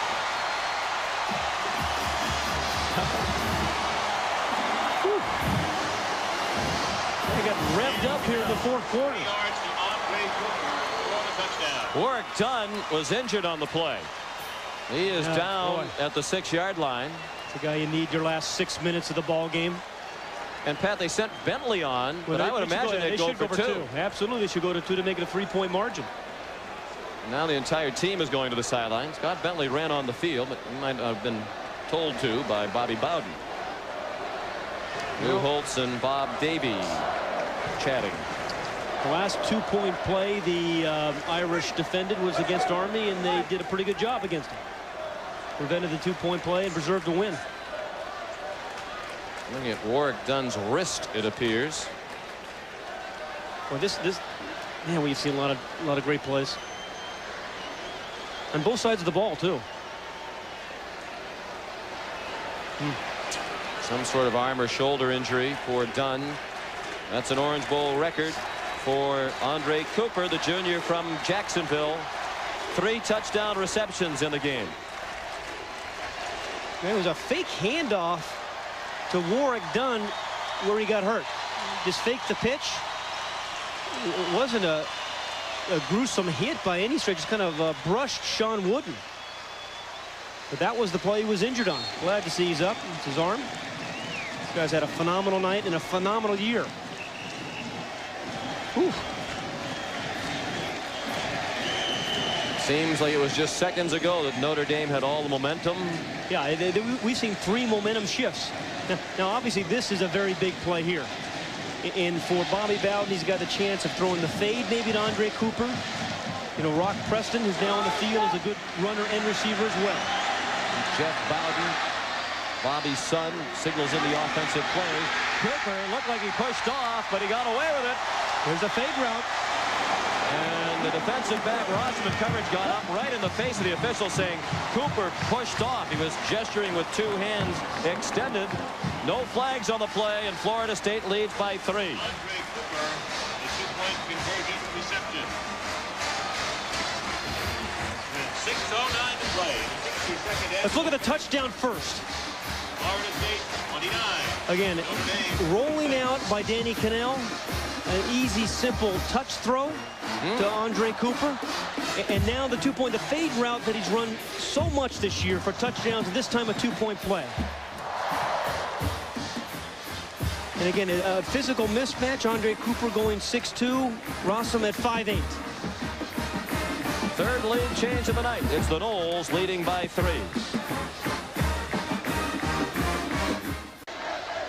Let's go back to the touchdown a moment ago to Andre Cooper and watch his left foot. Is it on the line? The right foot is in. There's the left foot. The official's right here looking right down on it. He's the one that calls it. He's got. You only need 1 foot in college, but the question was that left foot the first foot to hit the ground? It was a close call, but it did look like Cooper's right foot was in, and he had possession before the left foot came on the line. And the 2-point play, the subsequent 2-point play was huge too, to give the Noles a 3-point edge. So Bentley will kick it away, and it's Mosley standing at the 8-yard line. 6:09 remaining. Booming kickoff by Bentley. Landed 7 yards deep in the end zone and bounces through the back. Even the kicker's pumped. And Sean, let's mention the possibility of a tiebreaker here, which we have this year in the bowl season, which I think is great. They play overtime if regulation ends in a tie. And that is a possibility, certainly, if Notre Dame could kick a tying field goal. And the Seminoles congratulating Bentley on that boot. Well, the last series, defensive series for Florida State, was their best defensive series all night. Edwards, the lone back. Krug, straight back. Dumps it off to the tight end, Kriplevich. And he struggled ahead for 3. Pass complete. Tell you, Lou Holtz may have been concerned about Thomas Krug's decision-making when he came into this ball game, but you know he feels a lot better, and he's allowing Thomas Krug to potentially win this game. He's not necessarily going to do with the running game in a conservative way. He's going to give Krug, in only his second start, his biggest start, a chance to win it or lose it. 2nd and 7. Henry Crockett made the tackle on Kriplevich. Krug changing the play. Farmer following Edwards. Gets the block from Edwards and is into the secondary. Out of bounds at the 45-yard line. Sean Key, a reserve safety, saved the touchdown for Florida State. Kind of a coming-out party for Robert Farmer, who they've been hoping was going to have a big season for him as their fastest running back. The fullback again, number 44, Mark Edwards, clears the way. Leahy doing his job. Dowdy, the right tackle, and then the kick-out block. So Dowdy secures his block, Leahy secures his, the kick out, and you got a big play. Lou Holtz worrying about Krug's decision-making. If, in fact, he did change the play as it appeared, that was a good decision. Edwards, the lone back. 2 wide receivers left, 1 to the right. 1st and 10. 5:20 remaining. Edwards lost the football, and it's recovered by Henry Crockett. What a weekend for the Crockett's. Sack for the Chargers against the Chargers for Indianapolis yesterday, and now Henry Crockett with a huge play for Florida State tonight. Well, Seminole fans aren't the only one with a tomahawk chop. Their defensive players used the chop as well. And somebody got a helmet or a hand on that ball. Todd Riebel, I think, caused the fumble. He's number 48. And then Crockett, 45, makes the recovery. Yeah, right there. Here's the ball coming out right there. And here's the man that's going to make the recovery. Hit the ball up against the back of his lineman. It looked as though it was Chris Clevenger trying to block Riebel, who ran into Edwards in the ball. And Crockett recovered. Cannell wants it all on 1st down. Has a man that's overthrown. Looking for Patrick Riley, or Philip Riley, the senior from Orlando. First time they've thrown to him tonight. And as they should, they threw the ball deep to him. Philip Riley, an NCAA indoor hurling champ, and they gave him a chance deep as they'd have this year. They bring him in for a play, throw the ball deep to him, and he had his man beaten there. But this is the Florida State offense. They are attacking now in this last 7 minutes of the ball game. Again out of the shotgun on 2nd and 10. Inside handoff. Warwick Dunn delivered a stiff arm to Kennan Tatum. and was tackled by LaRon Cobbins at the 35-yard line, about 2 yards short of a first down. You know, the amazing thing there, Kenan Tatum, number 2, the linebacker for Notre Dame, was spying Warwick Dunn. He had him man for man, and he still beat him.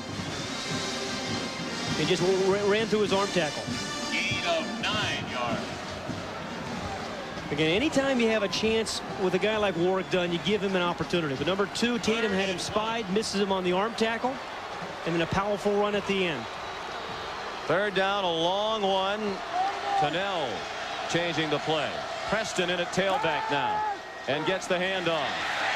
And the first down inside the 30 with 4:17 remaining, and the clock stopped while they move the chains.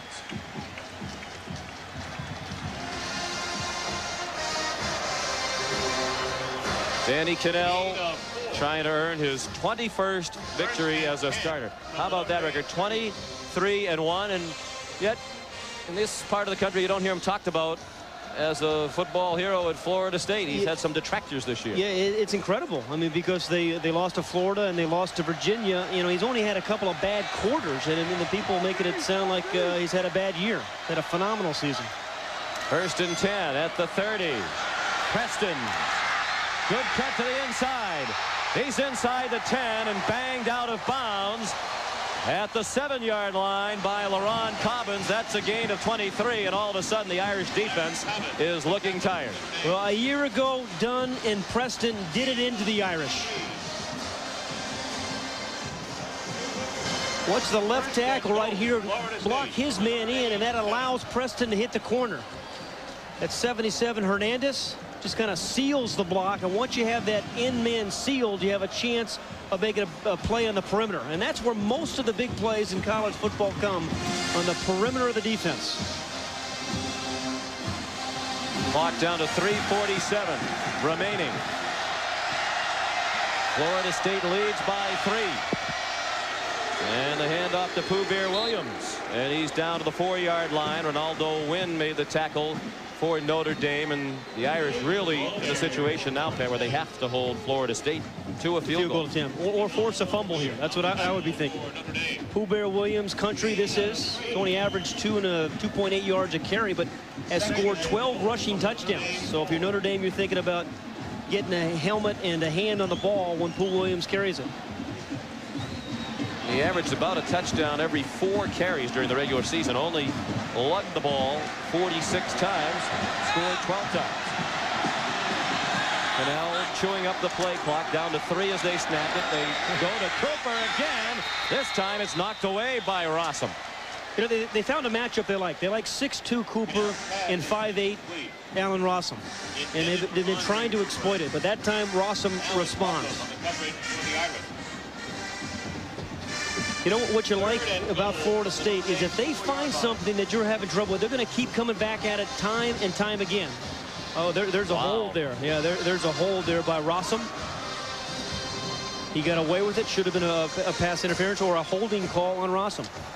They were holding hands for a while. Then he grabbed the shirt. Big play here. 3rd and goal from the 4. Warwick Dunn back in the game. Gets the pitch. Dunn stopped short of the goal line and down well shy at about the 2, and another decision for Bobby Bowden with 2:48 remaining. I think you should kick it here and force the touchdown to beat you. I would agree with you. Boy. Lou Holtz looking across, wondering what his longtime friend is going to do. Part of the problem is he has no timeouts remaining, so he can't really, call his quarterback over and think about it. He's going for it. Well, Andre Cooper's been the guy. Why mess with a thing that's worked for you?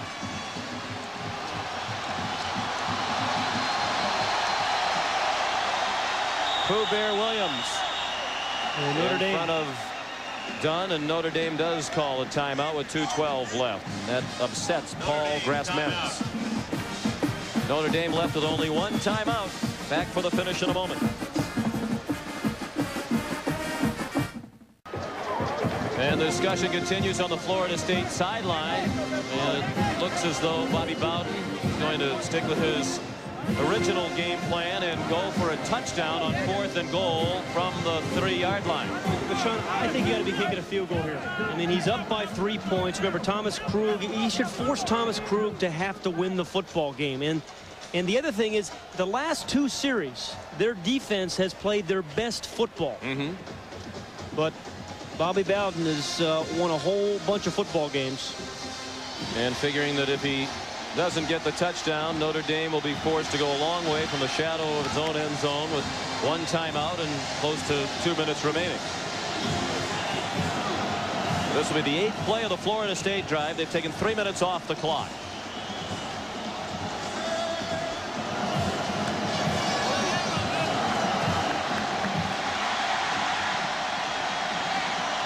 Williams and Dunn in the eye. Quick pass, looking again for Cooper. Incomplete.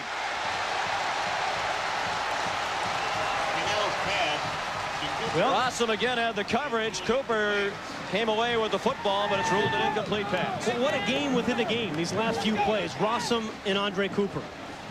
Just been fun to watch. That looked like an offensive push right there. Got ball, that's touchdown. Oh, he dropped it. Oh, he dropped it. Did indeed drop it. But they certainly have allowed a lot of contact in that corner of the end zone. Good play that time by Rossum. So Cooper won a couple of battles. That one goes to Allen Rossum. And now up to Thomas Krug. This is the worst starting field position of the night for Notre Dame, as you might expect, at their own 3. Krug has been very solid. Now he has a chance to become a hero.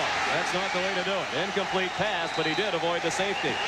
And a flag is thrown. That'll be a safety if that's intentional grounding. And Jimmy Harper, the referee, threw the flag. Will this be our second We have safety of the night? intentional grounding in the end zone. That was not an eligible receiver in the area. Safety. My goodness. There was a receiver, I believe. And remember, Jimmy was talking to us. We had a meeting today with Jimmy Harper and said he has not called an intentional grounding play all year long. It is a judgment call by the referee, and he is the only official who can call intentional grounding. But nonetheless, any penalty, any offensive penalty in the end zone is a safety.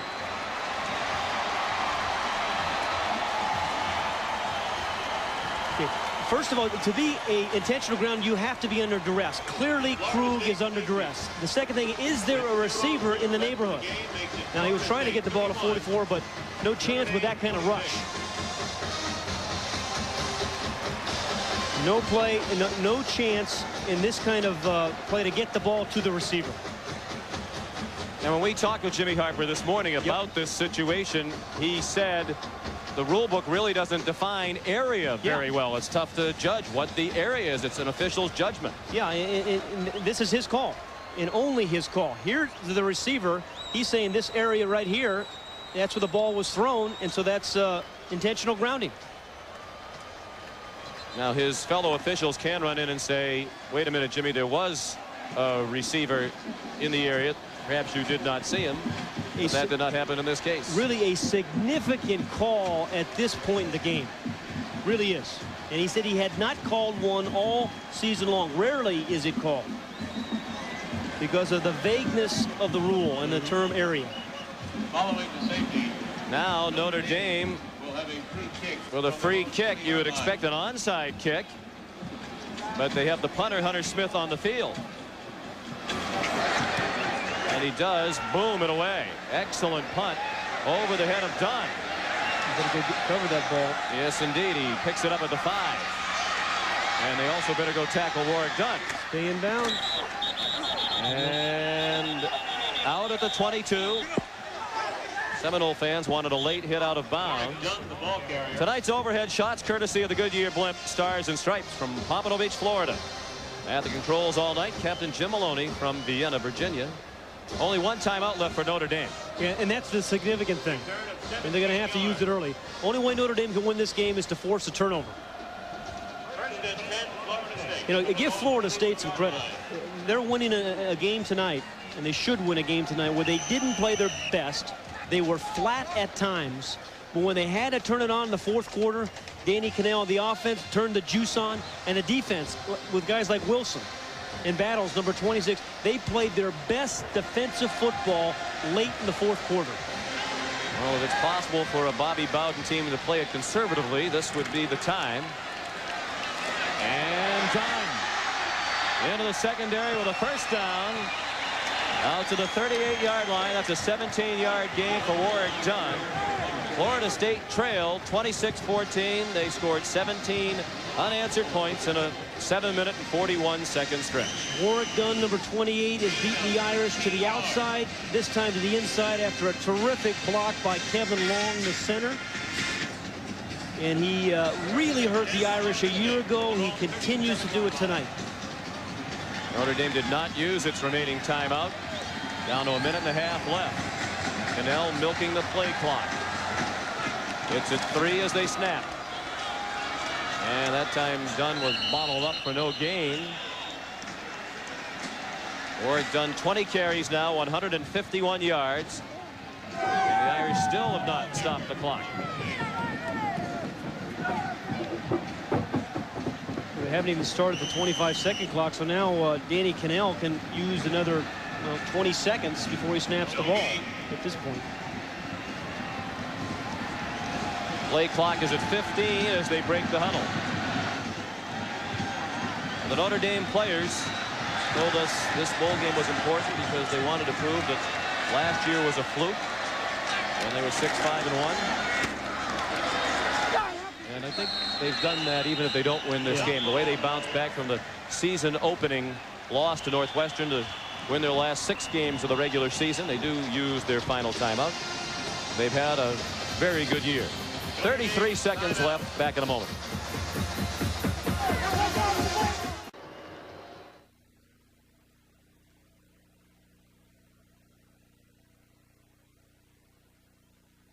Touchdown passes.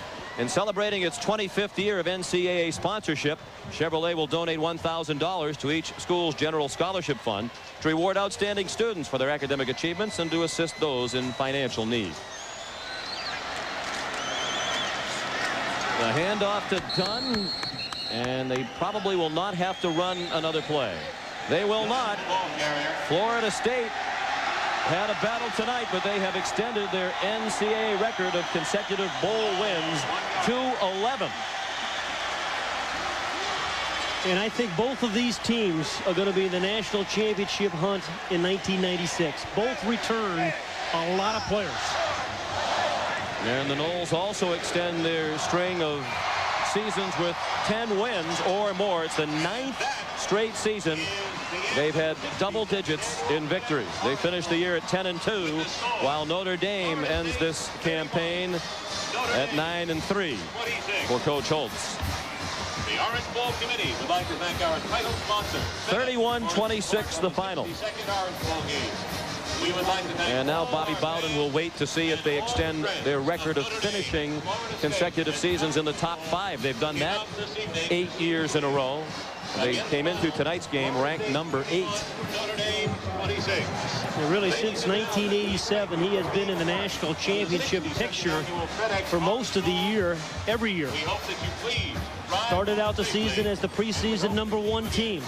In the end, with a come-from-behind win against Notre Dame in the Orange Bowl, it's been a great year for the Seminoles. And the longtime friends, they've known each other 35 years. Offer some words to each other, and now Bobby Bowden's with David Logan. All right, thank you, Sean. Bobby, this was not for the national championship, but your kids sure did play hard. It seems like it, doesn't it? Yes, it was a national championship.